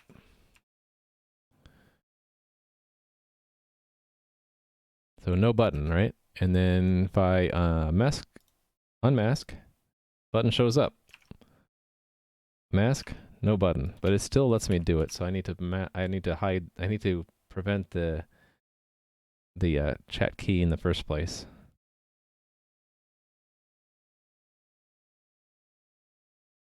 So you won't even be able to whisper anybody. Hey there, Omnia hate. Going so-so. Got attacked on stream earlier. It was a pretty aggressive attack. I'm still not sure if it was one attack or two, or if it was an internet failure that was affecting everybody, and then a separate attack. But for a while, I couldn't even connect into my back-end server at all through secure shell. It was like it was being DDoSed, or there was an internet disconnect or something. And then we found first it was bound to happen, but someone started creating accounts and spamming bad words. That time of the day, okay, playing with Skizzers. Enjoy your meal. I'm assuming you're going to go eat, or it's the end of the day for you. Yeah, I know. It's bound to happen, Romania. So I'm just putting in quick stuff that I can do to re-enable account creation and not have the problem with bad words being spammed. Yeah, kids have access to the internet's exactly stage, right? So it's the C chat. Send chat. Okay, that's not in there then. Thought it would be here under. Here it is. Okay, so that's just another condition here. Let's do and. Do I have access to it here? I do have get state.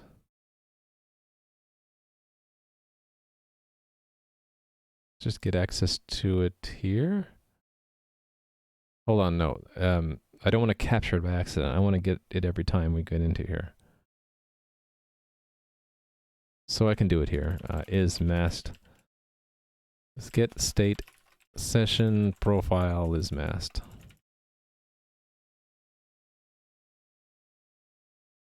So this is and not masked. Cool. So now not only will the button not show up, but C doesn't work at all until I unmask the player. Now C shows up.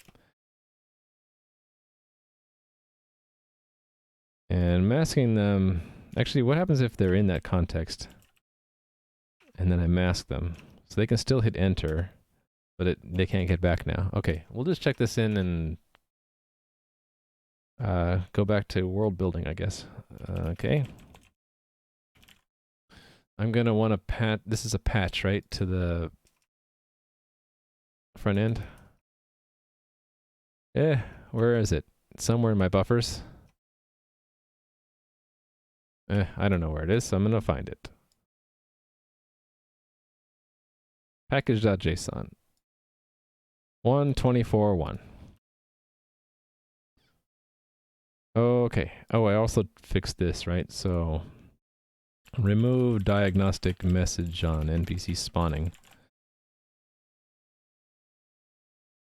And this is inside tile set, so check that in separately. Add tiles used for inside towns, dungeons, etc.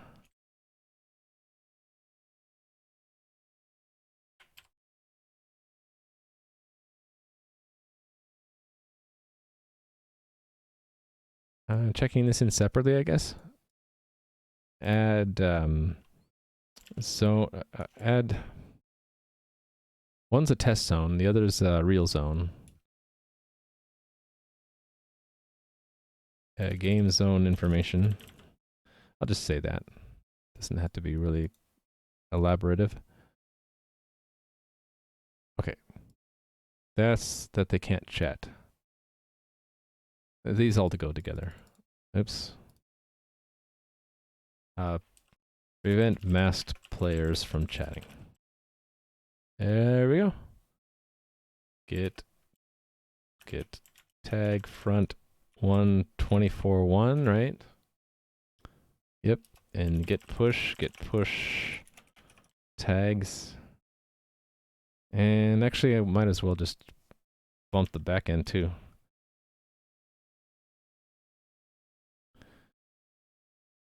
119.0, right? So it's get tag back 119.1. Yep. GitHub issues have been spammed. So did you start a new account, Liquidor? Or did you just play with the link thing? Okay, let's get this ready to go. Actually, it's just going to be one repository. And while that's working, do this one. npm run build. There we go. Is that one you could say closes number GitHub issue, or you don't link the two repos? The actual repo is not in GitHub, it's in Bitbucket. So it wouldn't really help. I mean, I could put it in there. It's yeah. Yeah, I probably should have, right? It just won't help me in the tooling at all.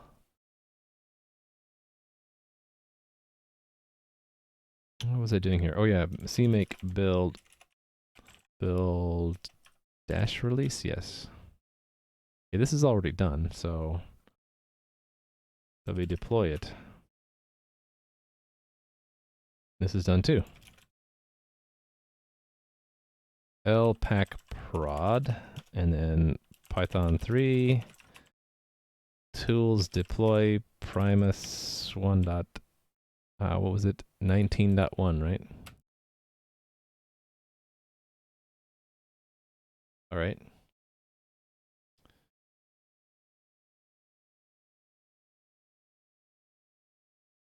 Okay, so you'll have to excuse me while I take the game offline for a moment.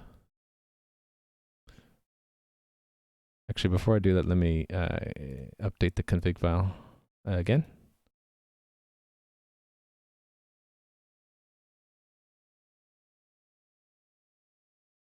Just saying that it's going to be running 1.19.1. Upload. Snapshot. And as soon as it's done, game is offline. Someone's actually said hello right at the edge there. Some player 4428 was saying hello to someone right when I killed it. That was you? I see. It said the choice was invalid. Yeah, that whoever you're talking to, I think it was name, job, and which one were you talking to? I don't even know. Probably not that guy. Probably Bob, right? So it's what, name, job, and sword and sewers or something like that. Yeah, it wasn't a valid choice.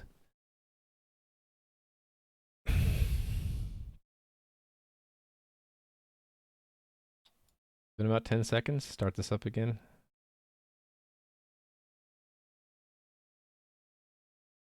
Oh, seeing what happened when it crashes while you're chatting. I see. 1.19.1. Connections established. Looking good. They're all up and running. They did the timeout. Okay, King Crumpet was the very first to log in, then to lose, and then Om Nom Nom Nom, then Nui, then Liquidor, then Lazy Guru. And then someone disconnected. Liquidor is online. Okay. I think I was timed out due to inactivity, right? So I gotta like log in again. Means I gotta open my password manager again.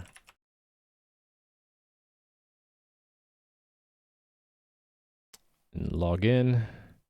And notice how is grayed out. New accounts not permitted. That at least worked.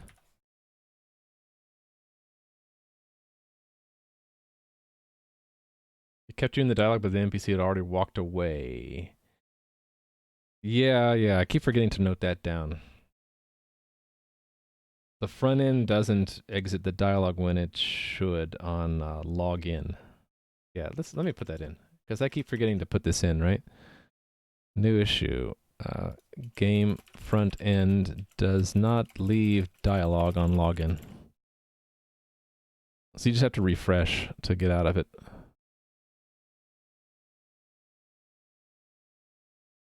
Yeah, okay. Oh, wait a minute, I didn't mark these at all. What am I doing? I thought I marked all these. Oh no, this is a new one. A new one. All right. Control C to copy text opens up chat. Oh, yeah, hit Control C, it opens up chat. Yeah. I should just disable, yeah, exactly. I agree. Let us mark that and accept it. Oh, this is what you meant by spamming chat. I get it. It's a bit complicated. It all comes down to having the same player on list multiple times. Ignore list bugs out. Oh yeah, I think Nui reported this too. That it lets you put in the same one twice and then it gets confused. Yeah, lots of things for me to do on bug fixing days.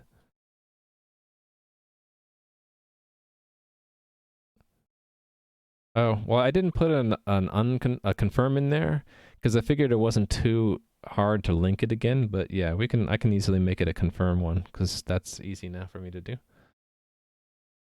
I guess we would call this an enhancement, right? And then we get to mine. Game front end is not. Yes, this is a bug. All right.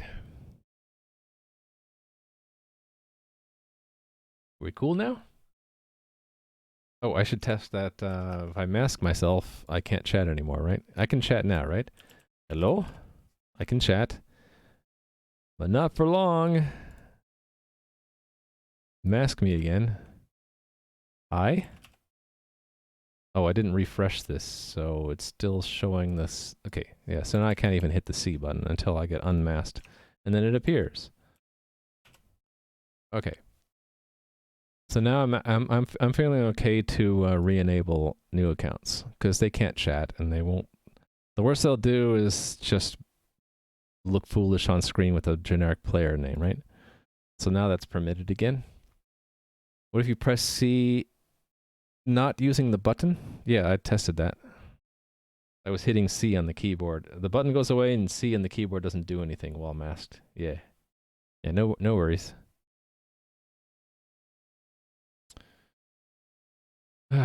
Okay, feeling better now. Let's go back to some world building. I have like another half an hour. What do I want to do? What did I have on my plan originally? I did these.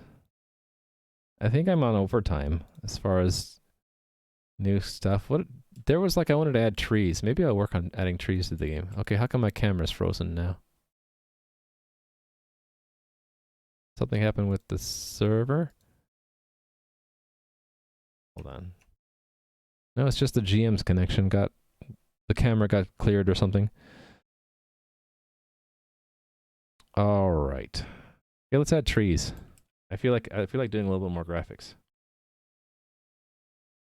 So that's a sprite again. Making the button gray, I could do that. I just thought just remove the button, you know?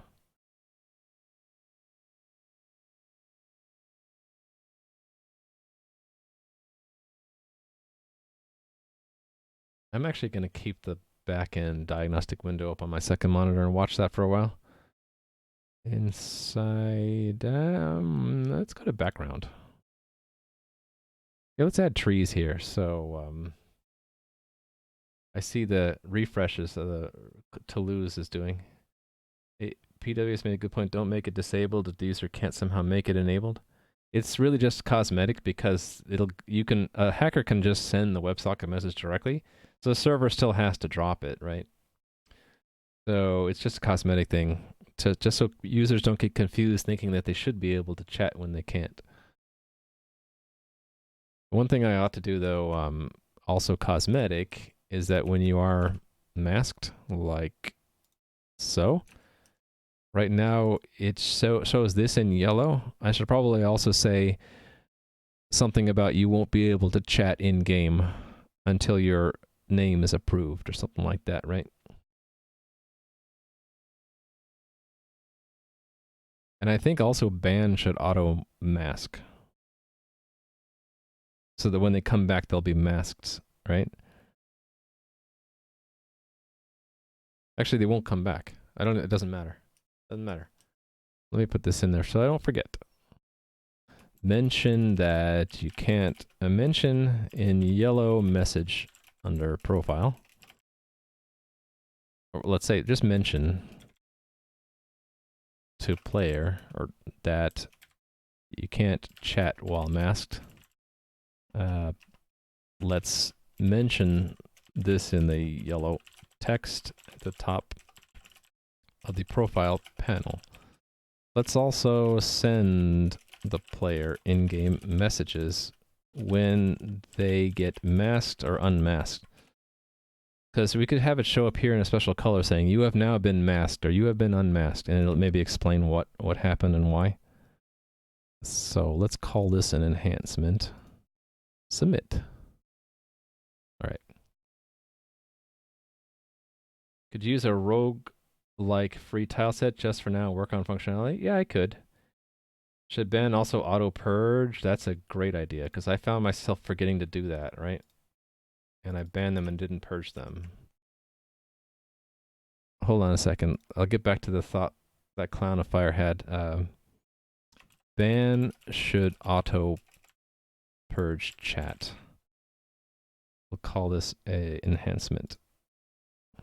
Yeah, so I had been looking at the tile sets that are used in what's it called? Like a really old game that they reused the tile sets again on Click Apocalypse 2. If you've ever seen that game, where it's an idle game RPG where you have a party of characters and they just do their own thing, and that used it wasn't Rogue, it's I'll have to look it up.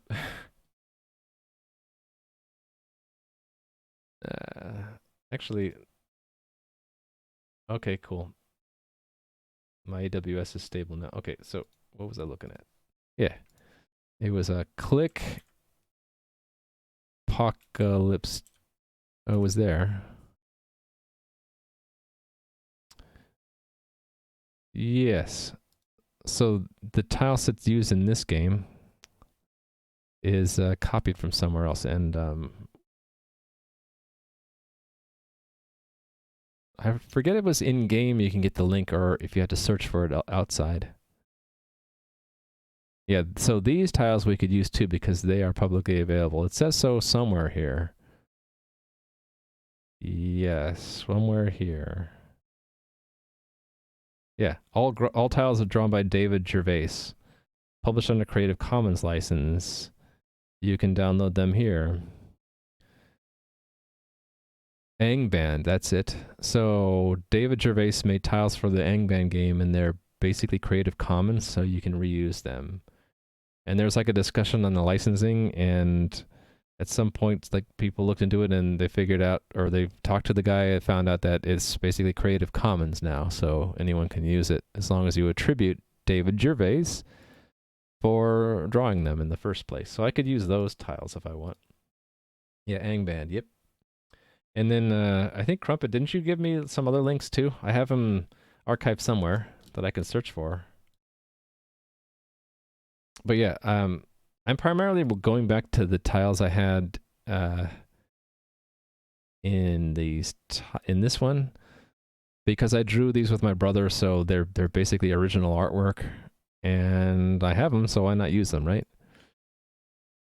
And I had two different trees actually. I think this was intended to be outside and then inside trees, or actually just a single tree. Let's pull both of them in. So marquee tool, let's pull this tree in. So I need to expand this canvas size. So add 64 to that, what do we get? 300 and, wait a minute, 320, right? That's adds 32. 32 more. 56? No. I was right the first time. 320. Okay. So paste, put the tree there. All right, and then let's grab the other tree. The single tree. I remember drawing this tree, actually.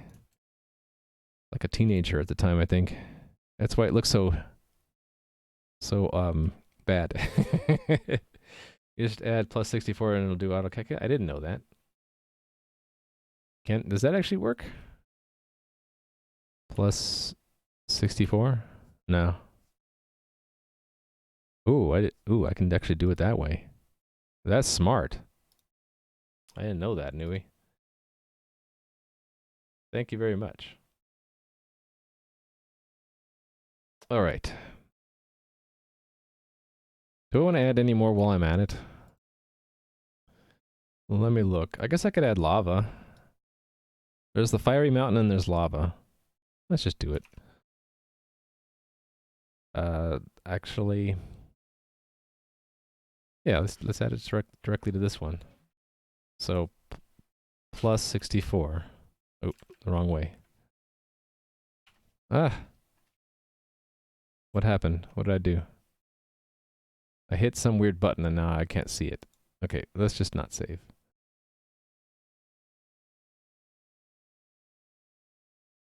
Uh-oh.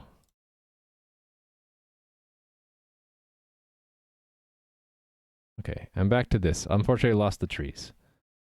To be careful this time. So we're adding 128. Anchor it up there. Okay. This still on my clipboard, actually? This tree is. Okay. Just need to get the other tree back.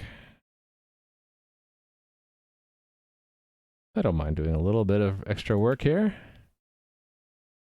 It'd be faster to do that than it would be to figure out what button I hit and how I got hidden, how the other thing got hidden. All right, so fiery mountain and lava. Here we go.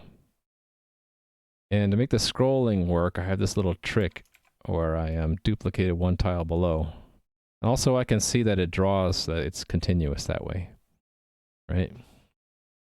Pillars would look cool to decorate some of the rooms. I did have a pillar in where'd the window go? Around here somewhere. We should close these. And go to here. Yes? No, the other one. Fumbling the... Okay, I don't need to be masked anymore. Inside tiles. So I have a pillar. It looks pretty basic. I can add it to show you, so... I have to do that shift trick, don't I? Which I can't do yet, so... Did I just destroy some tiles by accident there? No. Alright, I'm good. So...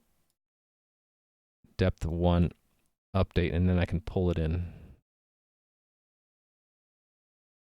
So I can have these pillars, right? I can put some pillar tiles in there. Maybe that structure needs it because it's a little bit bigger of a room. Who knows? In fact, we could put it in all the rooms. Why not? Oh, we should add a fountain too, shouldn't we? I should put a fountain somewhere. Let's put one over here. Because fountain was already in decorations, right? Tile 4 from 5530.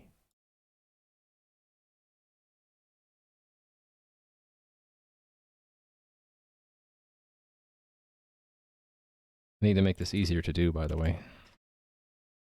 Update. Oh, because there's a missing colon. There we go. Now we got a fountain. Oh, the fountain had extra graphics too. It had a second frame, but I haven't done that yet. I'll do it later. Oh, you like how easy it is to place tiles? It's not the easiest, though. Oh, and you can walk on the fountain. That's not right. That should be a solid object. There. Tombstones should also be solid objects, right? Anything else should be solid. These. This. Alright. Those should all be solid objects. Also the sign on the wall. We don't want to allow access through it. Looks good to me. Okay. These should also be accessible from the water. Cool. Alright, but I was updating the background graphics, right? Did I want to pull any more tiles in? I didn't have. Do I have that chest in there? I don't. But I wanted to add that to items. And I wanted to add the little dagger too. As far as background things, I wanted to add a boat too. I wanted to work on the feature where you can get on board a ship and then take it around the water. Same thing with the horse.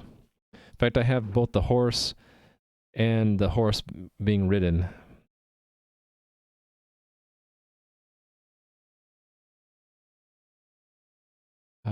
Yeah, a lot of monsters and stuff.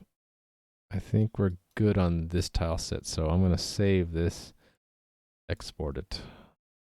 And it remembers that it's exporting it to public, so we're good. And it was both items and decorations I wanted to edit. Decorations. Oh, and this remembered that it was slightly pink background. Interesting. Okay. Oh, I can make the I can make the fountain animate too while I'm at it. So size, add 32 and 32. And pull in, let's see, we're done with background. Let's pull in the second part of the fountain. It's over here. 32 by 32.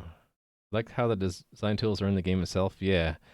I started doing that in the last iteration of this game before I was streaming, which is like the third or fourth iteration of my game.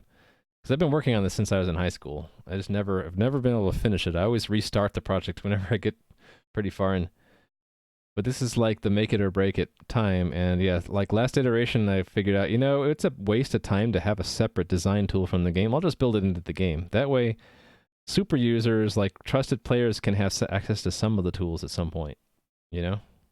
Yeah, and I like the idea of creating the game live. That I've wanted to have it for a while. Oh, what happened there? What? How did that get messed up? I don't know. It's okay now. There was loot on the ground? There's nothing there now. Could someone chat in game for a second? I can say hi. Oh, it's not working. How come it's not working? Is it, oh, the GM can't, oh, I hosed the GM's ability to chat. Oops. Alright, let's make that a new issue. GM can't chat anymore. This was broken by putting in place the check that a player has to have a valid ID in order to chat. Or the client has to have a valid player ID to chat. Yeah, oops. Okay, so the GM can't chat, but all of you guys can. Yeah, sucker, exactly. I deserve it. Okay, back to the graphics. Okay, I wanted to pull that one in and paste it here, and then I gotta fix the background, right? So I gotta,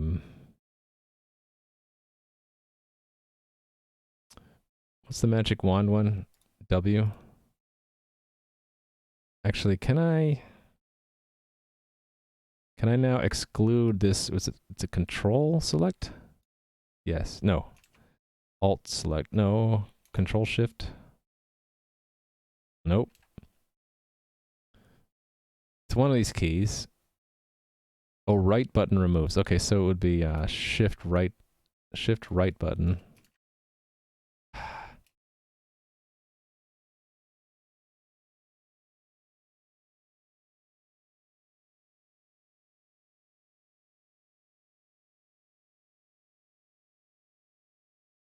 Oh, right. I want to do marquee and then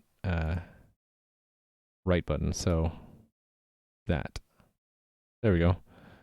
And then delete. There we go. And then I need to add back some. Well, actually, I can just magic wand it again, right? Although this is going to be tedious. Not too bad. Oops. So I got to get all the droplets.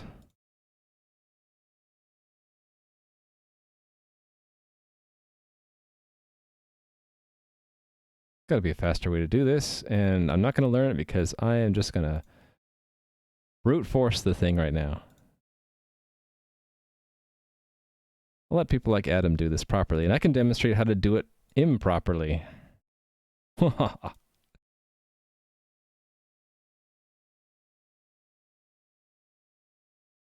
Okay, and then once I have it selected, then modify expand one. Oh no, is it just border? No, it's modify border one at this point, right? And then draw in the border. Exactly. Although that didn't really get what I wanted inside, but that's okay. We'll just do it by hand. I bet I could flood fill this though. Yeah, that's smarter.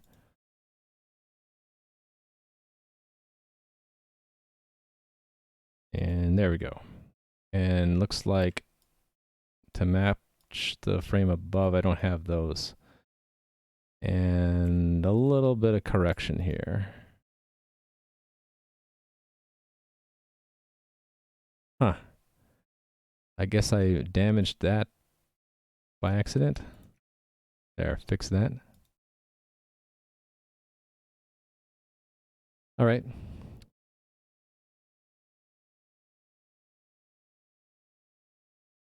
Oh, do I want to pull the well in too? I like the well. This is very well drawn, which means probably my brother drew it and not me. But that's okay. We'll pull that in over here and fix that up. Magic wand away. What's the magic wand? W. Okay, W. W away that. Actually, I want to... Let's unselect the ones inside here.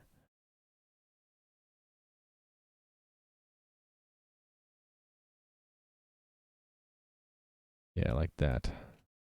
Then delete. And then I'll just fix this up. It'll be faster this way anyway.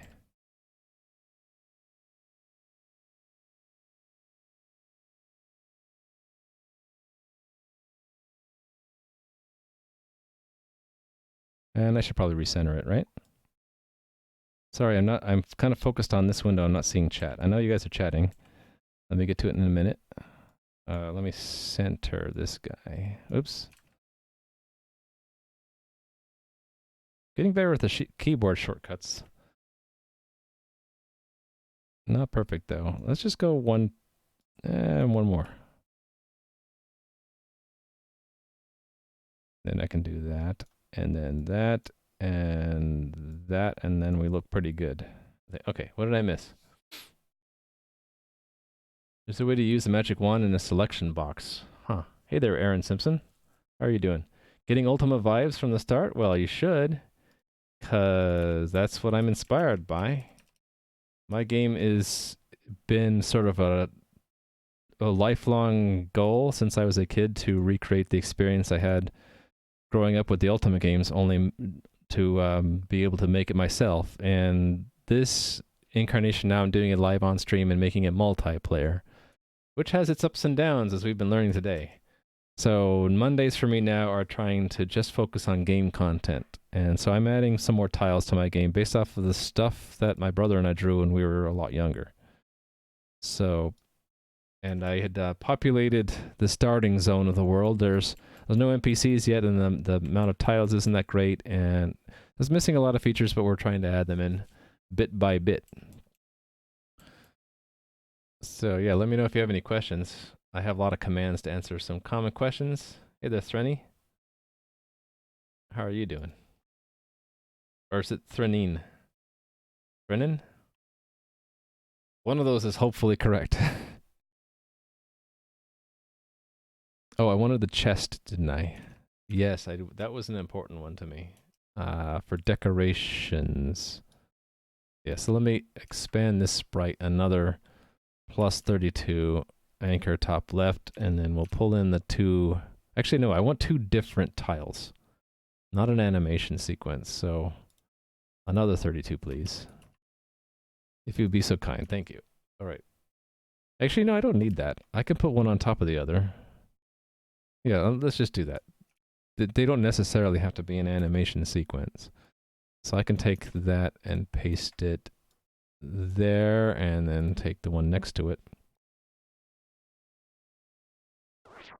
Oh, thanks for the follow. Now, what other chat did I miss? Taking a break from your own deving too? Okay. Hope you have a mob the floor. Oh, mob the floor? Threnin, okay. Got it. Magic wand away this. And then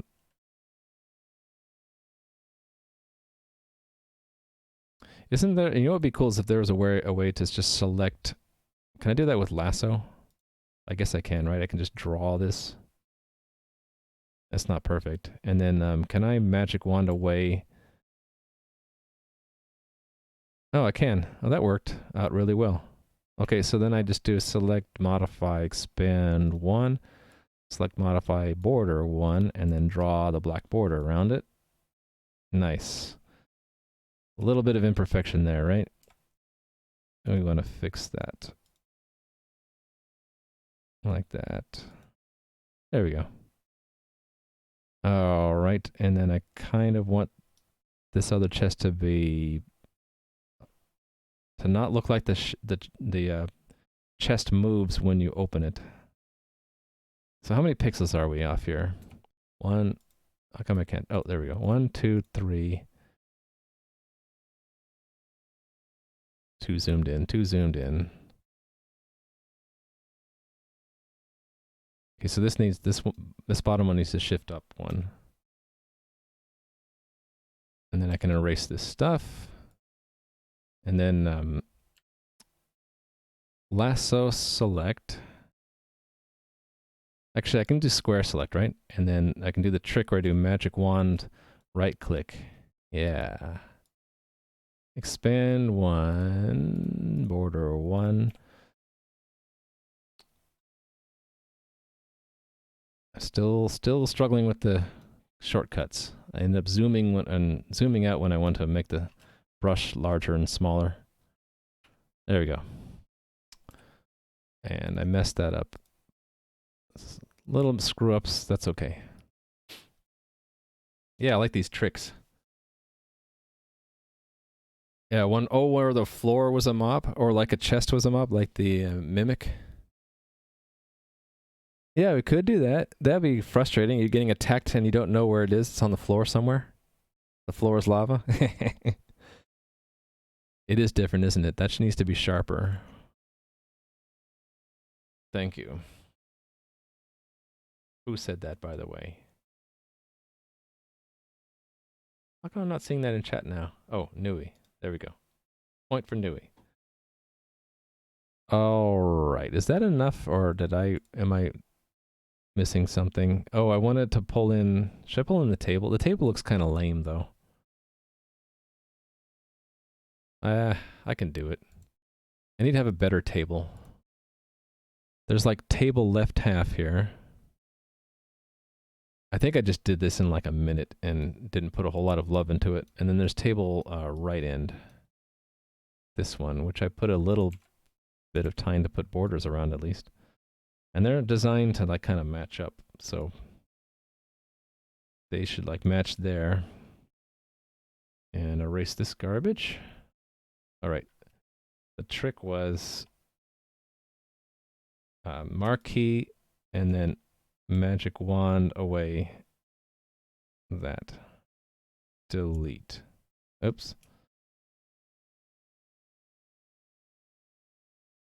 Why didn't that work? Oh, probably because it went... Okay, try this again.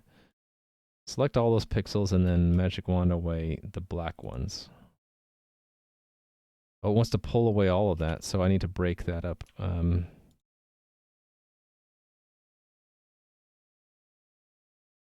Actually, if I just do that...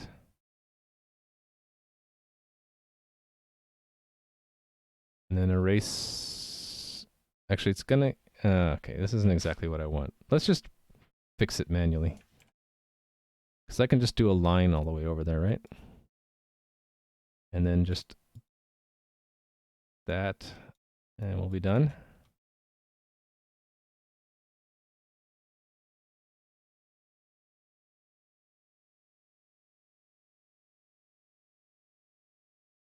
Something therapeutic about it doing this manually, too. Delete. All right, so there's my table. It looks awful, but, you know, starting from somewhere. Oh, stone.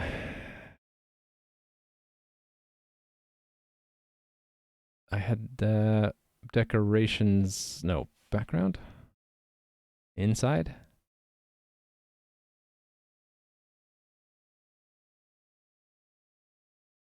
Let's not put it on inside. Let's put it on decorations. Let's put a stone under there, okay? So, stone. My awful looking stone. Need to put it somewhere. Put it right here. Oh, we're at the 4-hour mark? If you did a table middle, you could have expandable tables. I think I had a table middle in here somewhere. But it was hard to see.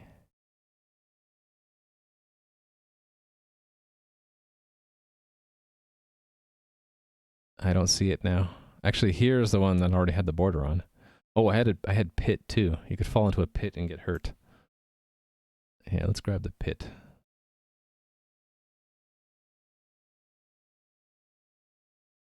This isn't really decorations anymore, is it? It's more like just bits and pieces of things. All right. That's probably enough for now, right? Did I get the trees at least? I forgot. I did. Okay. And that has a proper background. That shouldn't go in background. Let's move this guy. Let's move him to decorations. Let's put him here. Save. And there's a hole there. Is there something I want to fill that hole with? I like this tornado, by the way. But really, I think the starry thing might be useful at some point. So we're going to pull that one in. Starry background for background. All right, so let's just save these and export them again. Export, yes, overwrite. Inside, did I touch this? I don't think I did. Decorations. Save, export. All right, so the game has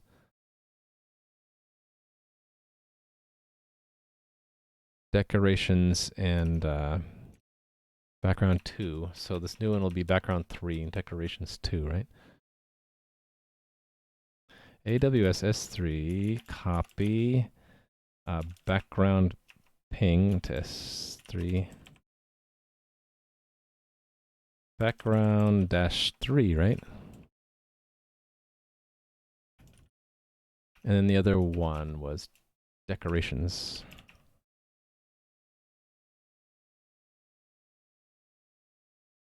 Two. Okay, and then I just go in here and just put a 3 here. Update, and now we have extra graphics. And then decorations has decorations -2, update. And now we have extra tiles to play with. So let's put some trees in the game. Trees solid object. And these are going to be wrong. That's okay. Update. Now I should be able to add a tree. Oh, that's not a background item. So hold on. The background should be grass. And we put a tree on top. Actually, we can use the bushes for background. Why not, right? Was it right there? I forget. And then there's my tree. It doesn't look like a tree. And this trick, until I add this new feature to do this manually, is to make that depth 1 and then move it on top there. And then I can replicate the tree with Alt-click. So now I'm putting trees around all the places I had picked out for trees. Now we have trees. They kind of look like weird trees, but that's okay. They're just misunderstood. How about we'll put a tree out here? I think the bushes make it kind of look weird. So let me put the background back to grass. I can actually add bushes near them now. So I don't need bushes as background. 2 trees in the middle of one of the rooms, remove the bushes. In the middle of one of the rooms? What happened? Oh, you mean these? I think I'll leave those as bushes. I was going to add more bushes though, like just randomly here and there. Actually, let's just make it less subtle, more subtle placement of these things. I don't know. I'm not really an artist. Stone was missing an outline? Really?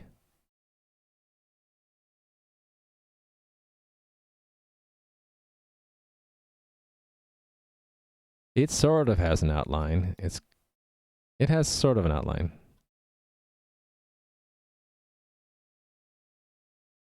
Oh, I can animate the fountain now. Let's animate the fountain. Oh, never even added the tile in the first place. Interesting. Okay, so that's this and this update. There, now the fountain is slightly animated.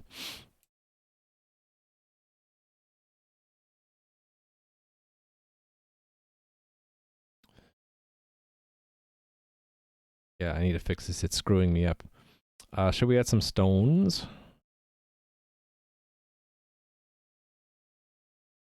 So it's showing a chest, but it'd be a stone. How about we'll put a... Well, these are, again, decorations. So I got to add one out here, right? Add one. Oh, why did it do that? Oh, because I haven't hit update yet.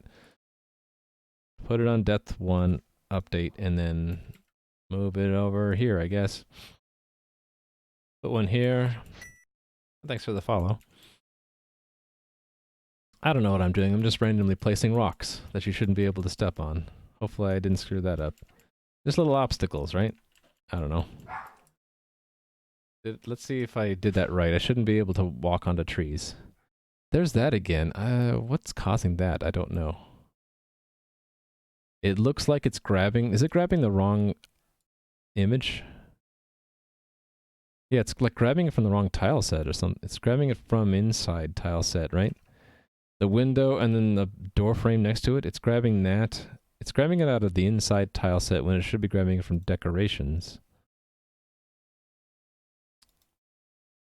Yeah, what's causing that? If I refresh, it goes away, right? Weird. If you move away, it fixes it? Yeah. UI glitches. Okay, at least I can't move into... That fountain looks weird when it's not on the water, so let me move it. I think I intended to have the fountain there anyway. So let's move it over to there. There, now there's a fountain there. You have to leave the camera for it to update the fountain. Yes, there's something wrong with that fountain, isn't there? 5530. It's in the correct tile set. I don't know what's going on.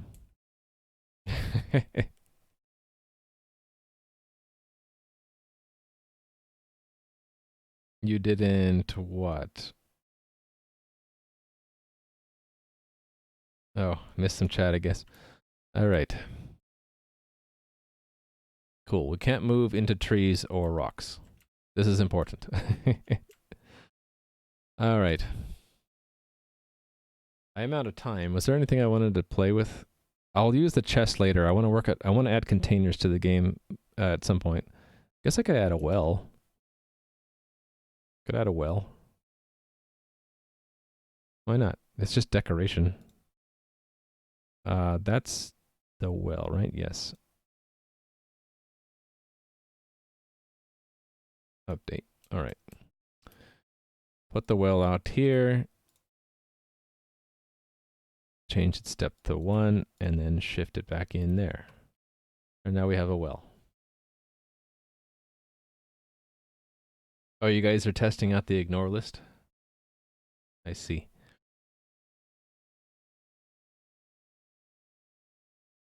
You can do the whisper thing. Although it's not going to work from the GM window. Right, you can either do /W, or you can just right-click and do whisper. Hi. This ought to work, unless you have me ignored. Hello. I'm not going to put the table in today, or the gravestones. I think I'm done with that for now. Oh, we could put trees out in the... Well, I don't have an outside world yet. Okay, when I do, I can have trees. Sure. And lava. Why not? I think I'm done with this for today. Let's just close it up and check it in.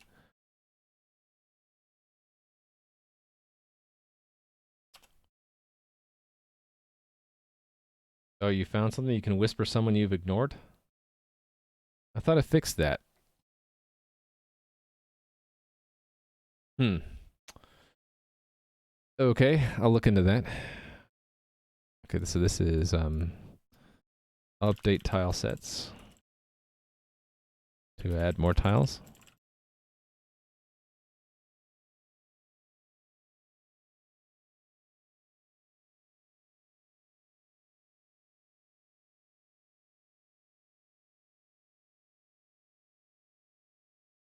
It might tell you that you're sending. Actually, yeah, I didn't think about that. You want it to not send a whisper if you have them on your ignore list? Because I figured it would just be a one-way thing. And if they wanted to ignore you, they could.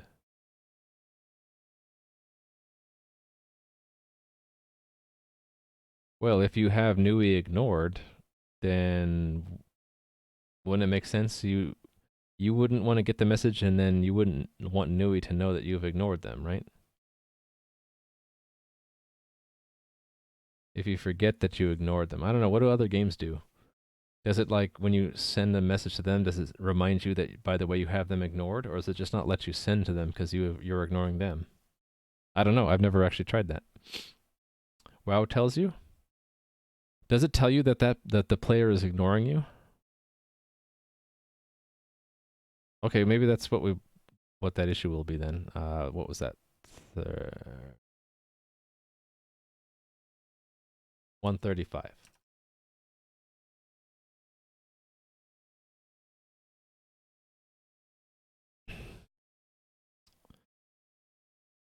Well, thank you for the detailed screenshots, by the way. It's awesome.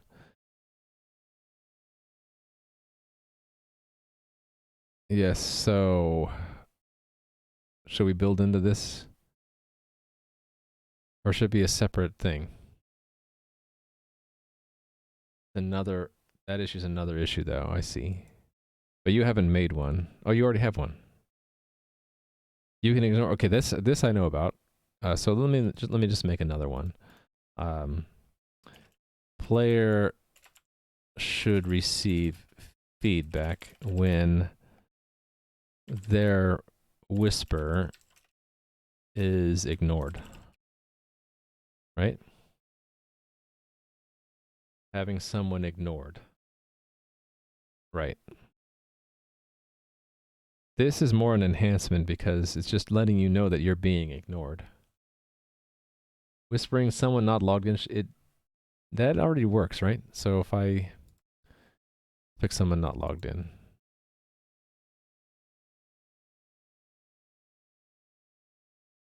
So like 3D extender or something. Actually, let me pick one I can type. Mr. Sir. Well, Mr. Sir doesn't have a entity. Multi-agent. We'll pick multi-agent for a little test here. Multi-agent. Hello.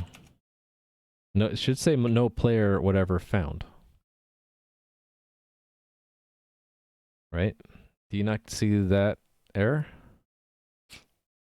That should be working. Right, so if I do whisper lazy guru hello, should say that player's not found.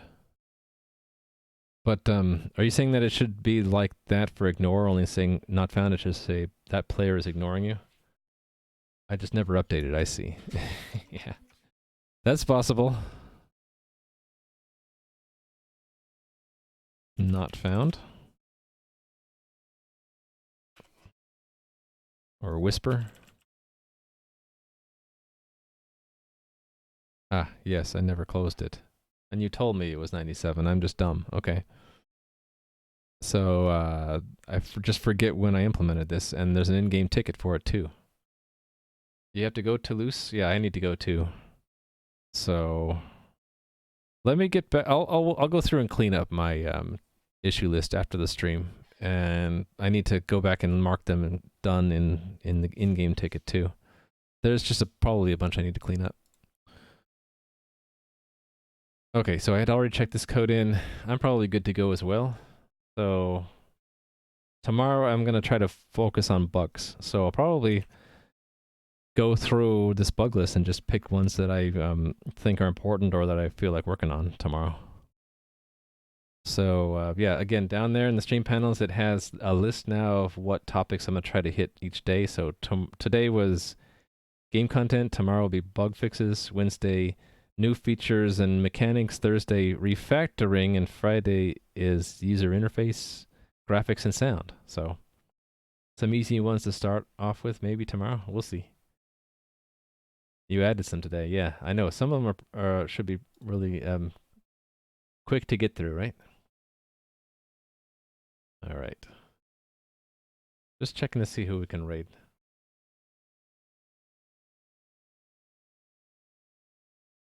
Let's go raid Tim.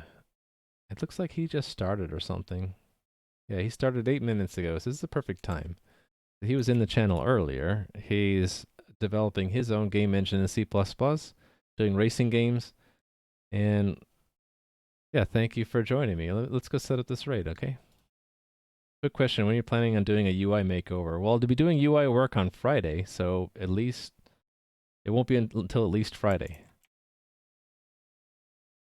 We'll see. We'll see, Liquidor. I might need to do some more research and learning on how to do better UIs before then. But yeah, thank you guys for all of your help and all of your suggestions. I really appreciate it. So I hit the button. Okay, here we go. So I hope to see you tomorrow. The schedule is below there. It's in your own local time zone, so I hope to see you then. Take care, everybody. Bye.